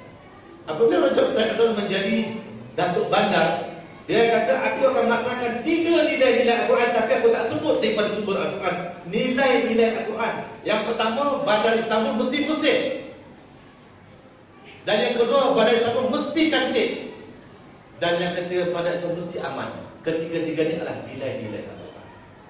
Dia tak sebut Istanbul sebagai negara Islam ataupun bandar Islam, bandara yang bersinar dengan iman. Dia tak sebut Istanbul. Tetapi nilai-nilai kebersihan, nilai-nilai kecantikan, nilai-nilai keamanan itu ditanamkan sehingga Turki pada hari ini Istanbul bersih. Jadi soal Al-Quran bicara soal penghayatan.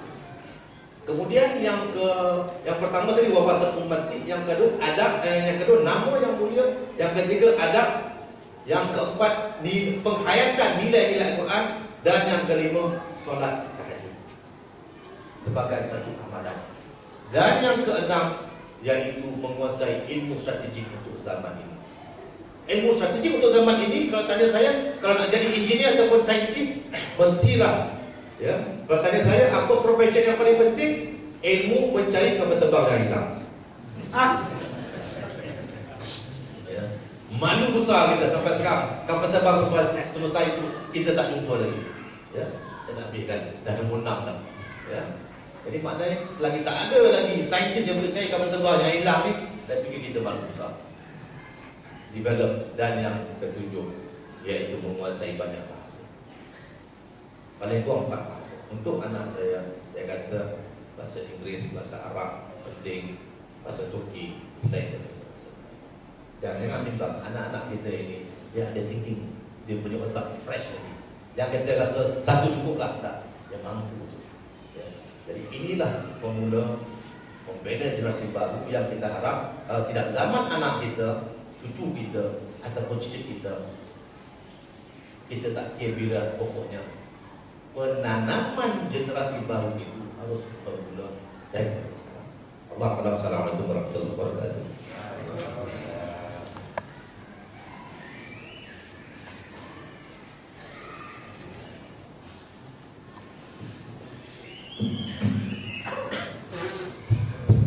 Terima kasih Nabi. Kita sebenarnya sudah kawasan. Jadi kita terus pada sesi soal jawab kan. Kalau ada, saya fikir kita boleh terima 2 soalan. Dan saya terima soalan yang pertama. Kalau ada, Dr. Alis. Ya, Assalamualaikum warahmatullahi wabarakatuh.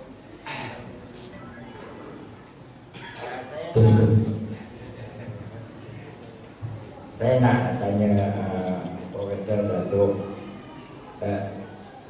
apakah latar belakang kerajaan Osmaniyah menjelang dia jatuh sehingga menyebabkan ada pemikiran yang ada di dalam Atatürk ni nak selesai perkara ni tinggalkan Islam.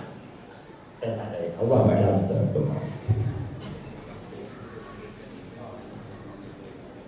kita terima satu lagi soalan dan panelis kita akan merumuskan jawapan. Kalau ada satu lagi soalan, silakan Tuan. Bismillahirrahmanirrahim. Ada kawan kan dia menukarkan kan kekuasaannya dan menafikan kekuasaan tentera. Bagaimana dia boleh main peranan ini? Yang kedua tadi golongan tentera. Dan mungkin satu lagi soalan yang ketiga, Cik Azlan.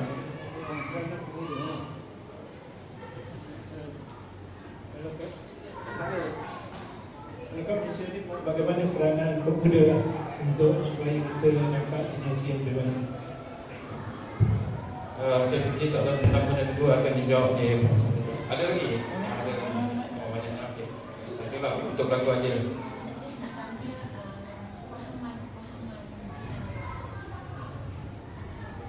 Assalamualaikum. Saya just nak tanya pahaman masyarakat di sana. Amin. Maksudnya ada dua grup kepada Syiah atau grup kepada Ahlussunnah wal Jamaah. Betul ada satu di kalangan pelajar-pelajar Malaysia di sana yang masih tanamkan masih lagi banyak pro kepada takut macam-macam benci kepada macam benci kepada kerajaan yang mereka sekarang ya. Jadi saya ingin sikit. Terima kasih. Saya fikir soalan pertama dan kedua akan dijawab oleh Profesor, dan soalan ketiga dan keempat dari tuan ya. Itulah saya jawab.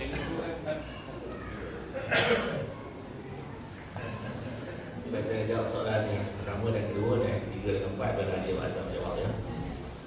Yang pertama, bagaimana senario Daulah Osmaniyah menjelang kejatuhan ya. Daulah Osmaniyah merupakan saya sebutkan daulah yang besar ya. Tetapi menjelang tahun 1870-an ya, ini berkait rapat dengan pemerintahan ya, dan dua perkara yang sebagai kita telah bernilai di sejarah ya. Kita sebagai orang Islam membawa rahmatan lil alamin ya. Itu semua kita tahu ya, membawa rahmat kepada sekalian alam ya. Dengan sebab itu Daulah Osmaniyah apabila mereka menawan, orang Turki Osmaniyah ini adalah pahlawan ya. Dalam sejarah mereka perang ya, mereka jarang kalah ya. Sebab mereka ni bila perang, sebab orang Turki ni dia ada satu macam pegangan ya, bahawa apabila seorang anak lelaki itu lahir ya, dia lahir sebagai seorang gazi ya, disebut gazi ya. Apa maksud gazi ya? Maksudnya seorang anak itu lahir ialah untuk berjuang untuk Islam, dan matinya sekali ya. Oleh itu mati yang paling tinggi ialah mati syahid. Dengan sebab itulah anak mereka, anak lelaki ditanamkan dengan semangat mati syahid. Begitu anak lain jadi doktor. Kalau semua orang tu bila anak tu suruh jadi pemain golf macam ya. Tetapi Turki anak lahir sebagai syahid. Dengan sebab itulah mereka bertambah gazi ya. Ya. Dan dengan semangat itulah bagi mereka berjuang untuk menentang mana-mana negara kafir dan menjadikan mereka Islam. Itu pengalaman mereka ya. Dengan sebab itulah di Turki ya, ada satu budaya yang sampai hari ini pun nak bercerita dengan Mak Azam saya pun dapat relate apa sebenarnya. Di Turki ya, kalau ada anak mati syahid, ibunya amat dia mati. Dengan itu Mak Azam bercerita kepada saya, bila pergi ke Turki, orang layan isteri dia, orang tak melayan kat dia. Di sini orang layan dia, di Turki tak layan. Sebab bagi mereka, ibu persyahid itu amat disatui. Itu budaya yang ditanamkan kerana ibu yang mereka syahid. Dan tiap-tiap anak yang lain itu tujuannya untuk memerangi orang kafir dan menjadikan mereka Islam. Itu ditanam sejak kecil. Oleh itu bagi mereka perang untuk mati itu bukan biasa. Itulah cita-cita mereka ya. Dengan sebab itulah bila mereka berperang, orang Turki sejarahnya mereka sampai ke Vienna ya. Mereka sampai ke Vienna ya. Vienna di Switzerland ya. Sejauh itu mereka sampai. Dan mereka tak pernah kalah. Dan mereka pernah kalah kecil ya. Malah ketika berada dalam keadaan yang paling rendah sekali ya. Ketika berlakunya pertempuran di Gallipoli ya, tentera Anzuk ya, Australia, New Zealand kalah kuat. Pada waktu itu Turki berada dalam tahap yang paling rendah. Sebab orang Turki ini mempunyai semangat perjuangan yang cukup tinggi. Dengan sebab itulah hingga hari ini Barat mereka takut Turki ya. Sebab mereka tahu mereka ada semangat yang luar biasa. Baik. Tetapi apabila mereka berjaya menawan, kita ini adalah agama yang membawa rahmatan lil alamin. Sejarah bernilai betul tak betul? Ya. Saya tak mau pisah judgement ya. Apabila Turki berjaya menawan negara Kristian, mereka tak bunuh penduduk tempatan. Mereka tak bunuh ya. Tak macam apa kita tak Melaka ya. Habis orang Melaka ada bunuh Melaka. Tak buat begitu ya. Di sini apa yang berlaku apabila mereka menawan wilayah seperti Bulgaria dan sebagainya, mereka menjadi orang zimmi. Orang zimmi maksudnya mereka tunduk pada Islam, mereka kena bayar jizyah sehari. Ya. Dan mereka tak perlu menjadi angkatan tentera ya. Dengan sebab itulah ada ahli sejarah yang berpendapat dalam negara Islam, umat Islam adalah warga negara kelas dua. Ya. Kelas pertama adalah orang umat Islam. Apa sebabnya? Orang Islam, apabila berlaku peperangan, mereka wajib pergi perang. Ya. Negeri mereka pergi perang. Ya. Sentiasa dia panggil pergi perang. Ya. Tak kira lah ketika itu pokok kurma sedang berbuah ke, perniagaan sedang berkembang ke, atau sebagainya. Bila perang, mereka kena pergi. Dan ini menyebabkan ya, perniagaan orang Islam tidak berjaya berkembang dengan baik. Dengan sebab itulah pada tahun sehingga tahun 1948 ya, sebagian besar dari ibu kota Osmania, termasuk Istanbul, Rabat dan sebagainya, yang menguasai ekonomi adalah orang Kristian dan orang Yahudi. Sebab apa? Mereka tak berpuang. Orang Islam pergi perang ya. Dan orang Islam bila mereka menguasai kawasan ini, mereka tak bunuh penduduknya. Kalau mereka dulu Kristian, Kristianlah terus. Ya. Malahan ini juga saya pernah sebut ya.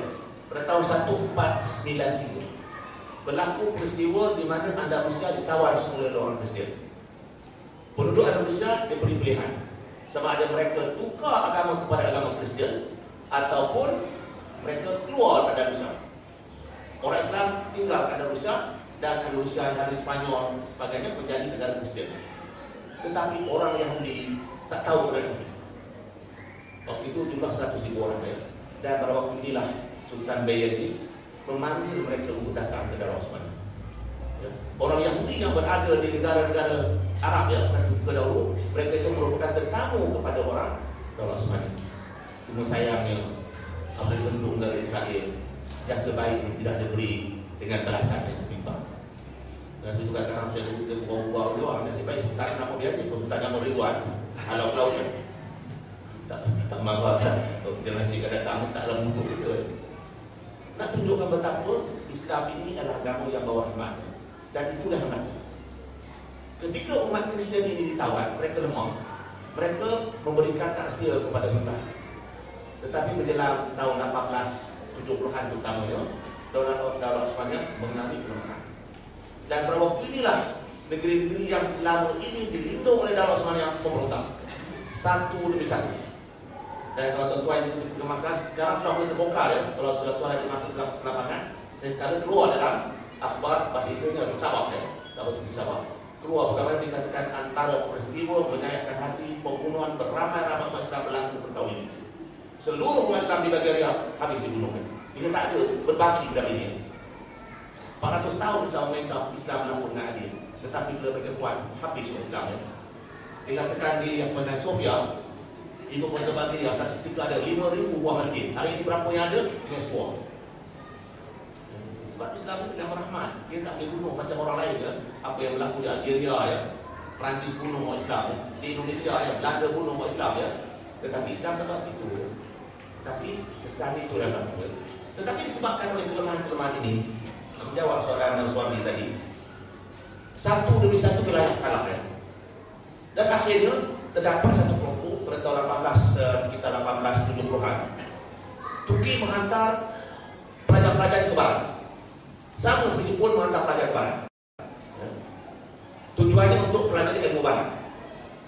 Pelajar-pelajar Jepun apabila mereka kembali ke Jepun, mereka berjaya membawa Jepun kepada negara industri. Dan Jepun akhirnya berjaya menewaskan Rusia dalam perang Rasul Japanese tahun 1905. Hebatnya teknologi Jepun. Berjaya kalah ke Rusia besar pada itu. Tetapi berbeza dengan pelajar yang dihantar ke Eropah oleh kerajaan Turki. Sebagai mereka ada yang belajar di barat, tetapi ramai dalam kalangan mereka lebih terpengaruh dengan idea barat. Idea secularism, idea liberalism. Pelajar-pelajar ini pergi ke barat, yang itu yang banyak yang dapat. Yang teknologinya ada juga tapi tak banyak seperti Jepun. Bila balik ke Turki, mereka melihat bahawa untuk Turki maju mesti mengikut cara liberal barat, sekular barat, dan wujudlah kumpulan namanya Turki Moden. Dan kumpulan ini meletakkan Turki di lemah, ya, dulu lemah kerana Islam ini. Dan mereka menyalahkan Islam sebagai faktor yang menyebabkan Turki lemah. Dan inilah yang kemudiannya mendapat tempat dan pemimpin yang paling utara adalah Khatib. Dan kebetulan pada waktu itu terdapat juga kelemahan dalam kalangan ulama. Sistem pendidikan tidak berkembang, teknologi tak berkembang ya. Dan ulama juga kadang-kadang jumun pada waktu itu ya. Dengan sebab itulah apabila Atatürk muncul sebagai pemimpin kebangsaan, semuanya menyokong beliau. Peringkat awal dia beri khutbah ya, dia bercakap soal Islam ya. Tetapi sebenarnya beliau berburu-buru apabila beliau mendapat kuasa, beliau menghapuskan sama sekali Islam dalam perlembagaan Turki dan kehidupan Turki. Dan inilah sebenarnya Pak. Cerita panjang dari Ibu Swadi, boleh saya cerita panjang satu malam tapi sebab saya mengajar kursusnya 20 tahun kat Yusuf Raya, kursus Darul Osmania ya. Nanti kalau di sebelah itu ada 28 kuliah ya. Bayang 41 jam, 28 jam tak habis. Mana 2 hari 2 malam tak habis. Ringkasnya dulu tentang berkaitan tentera ya. Atatürk menjadi presiden sambung dengan dia. Dia tak pakai baju tentera, tetapi beliau menggunakan pendekatan ketenteraan di Turki. Dan di Turki, tentera dianggap sebagai pelindung pada sekularisme. Tetapi inilah kehebatan Recep Tayyip Erdogan. Itu kehebatan dia ya. Kehebatan dia adalah beliau menggunakan rentak suasana politik untuk melemahkan tentera. Bagaimana dia buat? Turki sebenarnya ingin menjadi sebahagian daripada anggota EU, European Union. Ya. Dan Erdogan tahun ini satu slogan popular, walaupun dia tak minat sangat ya, tetapi beliau memperjuangkan bahawa kami nak jadi sebahagian daripada EU. Sebab syarat EU nak jadi anggota, tentera kena kuat kuasa. Ya. Dia bukan dapat itu dan politik ni lain. Apa tidak mengaku semua tu lain. Itu tanya Amin, dia tahu lah macam mana cara nak. Dia tak nak EU. Tetapi di kempen Habib Risad kita tak boleh masuk EU kerana tentera ni terlampau banyak sangat dia punya kuasa. Ya. Oleh itu tentera ni kena kuat kuasa. Nak kuat kuasa itu bukan senang. Ya. Sebab tentera ni macam-macam ada kelebihan. Kalau cara dibuat adalah dengan membuat referendum. Biar rakyat undi. Ya. Apa yang boleh diundi ternyata sekali rakyat tak ada untuk. Tak boleh kata apa. Sebab dia dah menang raya dan rakyat pun tak ada. Tetapi terpaksa kurangkan kuasa tentera. Sebab tentera Turki ni teramat istimewa ya. Mereka ya mempunyai mes sendiri, mereka ada kawasan kediaman sendiri dan segala-galanya istimewa ya. Dan itu tentera Turki. Apabila kuasa tentera di Turki dikurangkan, sebab saya ikuti perkembangan mereka sampai hari-hari baca surah Allah Turki bahasa Inggeris ya. Apabila tentera dikurangkan kuasanya, tentera terpaksa keluar manual. Manual maksudnya apakah peraturan-peraturan yang perlu dipatuhi oleh tentera kalau mereka berada di kalangan masyarakat awam. Sebab selama di tentera, kalau nak bayar bil, ada kaunter sendiri. Nak beli barang, kaunter sendiri. Tetapi sekarang mereka terpaksa bercampur dengan orang awam. Bila saya baca ini manual terlucukan. Yang pertama disebut, kalau pergi menambah membayar, mereka kena berbaring. Tak tentera selama ni kena bayar bil, tak bayar agaknya. Yang kedua, kalau bercakap, suara perlahan sikit. Salah begitu dia punya manual tu. Dia macam-macam lagi lah. Sebab tentera tak pernah bercampur dengan awam. Tapi itulah yang berlaku. Dan ternyata sekali apabila mereka terlibat dengan kes Agen Ekon tadi, tentera sebenarnya didapati bersalah. Dan apabila bersalah, tentera ni dengan sehebat. Satu ketika mereka nak ugut-ugutkan Erdogan ya. Mereka mengugut bahawa kerana protes kami tak jawatan. Contoh nak kata kita darat tak jawatan, udara tak jawatan, laut tak jawatan ya, sebab protes. Erdogan kata bagi tak jawatan, tak jawatan nanti orang lain. Itulah yang mula dia melibatkan berbela kuasa. Dia rasa macam dia hebat dan dulu ya. Dan hari ini terbati kalau dulu dalam mesyuarat ya, dalam mesyuarat ada mesyuarat Perdana Menteri sebelahnya Ketua Angkatan Tentera, sebelah belah ya, kandak lagi Perdana Menteri tentera duduk sebagai orang lain. Ada tak ada dulu sebelah belah ya. Pada sebarang keputusan kita ada tentera, boleh terima tak boleh terima, sekarang tak payah. Itu perubahan yang berlaku dan pada hari ini tentera tidak lagi menjadi kuasa yang boleh menentukan politik seperti sebelum ini. Ya, terima kasih. Soalan mengenai peran pemuda saya ingat sudah terangkan tadi. Dia tak ada pilihan sebab dengan dasar kejalan yang dirancang, penjajahan barat akan berterusan selagi mana generasi pemuda ini akan dipilih di kalangan generasi pemuda yang buta Al-Quran dan juga buta sejarah. Kalau ada mana-mana pemuda yang celik Al-Quran dan juga celik sejarah, orang ini tidak akan diberi tempat untuk menganggap dalam mana-mana dunia Islam ya. Jadi kita tidak ada pilihan, terpaksa melahirkan generasi yang begitu ramai. Formula dah ada, Al-Fatih, kisah Al-Fatih dah ada dalam Quran mengenai kaedah-kaedah An-Nisa bicara soal zuriat dan di'afa. Nak lagi takut pada Allah Ta'ala zuriat kita yang lemah ya, perlu kita hindarkan. Jadi itu persiapan saya nampak di masjid, tempat yang paling baik untuk kita menjana generasi muda yang hebat. Ya. Kemudian mengenai belajar di Turki, saya teringat ini kaitan dengan bidang social science saja. Tapi dalam bidang sains biasa tak ada masalah. Ya. Tapi dalam bidang sejarah, bidang agama memang ada masalah. Saya teringat anak saya komplain, Pak, kata saya ambil bidang sejarah, saya kena kuasai sejarah Mustafa Kemal Atatürk. Kalau saya dapat lulus satu waktu beratus, saya kena puji Mustafa Kemal Atatürk. Dia bagus, dia pembangunan, dia segala macam. Jadi dah lemah. Nak tulis yang betul ke nak tulis yang ni? Saya kata, yang penting kamu dapat degree, tulislah apa yang cikgu nak. Ya. Kamu dapat satu waktu beratus, kamu tulis, besok kamu ubah balik. Ya. Mana itu masih lagi belum habis. Sebab kalau belajar agama di Turki sebelum ini, dia akan menjadi lebih sekular daripada sekular. Dia akan benci pada agama. Tetapi sekarang perubahan sudah berlaku, yang mana Recep Tayyip Erdogan telah menjadi penaung kepada sebuah universiti yang nak melahirkan ulama first class, iaitu Fatih Sultan Mehmed University. Dia sendiri penaung. Universiti itu memastikan supaya ulama-ulama yang nak lahir lepas ini adalah ulama-ulama yang boleh menangani isu abad 21, yang boleh berdebat dengan falsafah-falsafah barat dengan tak ada rasa benci, rendah diri. Ini sedang diusulkan. Kemudian Ahmad Daud Ulu menjadi penaung kepada sebuah universiti lagi, Istanbul Şehir University. Dia sendiri memastikan untuk melahirkan pakar sains sosial yang hebat, pakar sosiologi yang hebat, iaitu tanggungjawab Ahmad Daud Ulu di Universiti Istanbul Şehir University. Dua universiti ini sedang bersaing untuk melahirkan ulama first class dan juga pakar sains sosial first class. Jadi perubahan sedang berlaku. Namun demikian saya akui bahawa di tempat-tempat yang lain karat-karat sekularisme itu masih belum tuntas dihapuskan. Sebab mereka baru memerintah baru 14 tahun. Ya. Jadi nak ubah, nak mengangkat, nak membolehkan duduk itu dipakai makan masa berapa tahun. Jadi nak ubah ini juga makan masa yang begitu panjang. Allahu a'lam. Demikian juga kita dah melalui sesi soal jawab dan dengan itu sesi kita ditamatkan dan saya serahkan balik kepada Cik Nazlan selaku pengurusi majlis kita malam ini.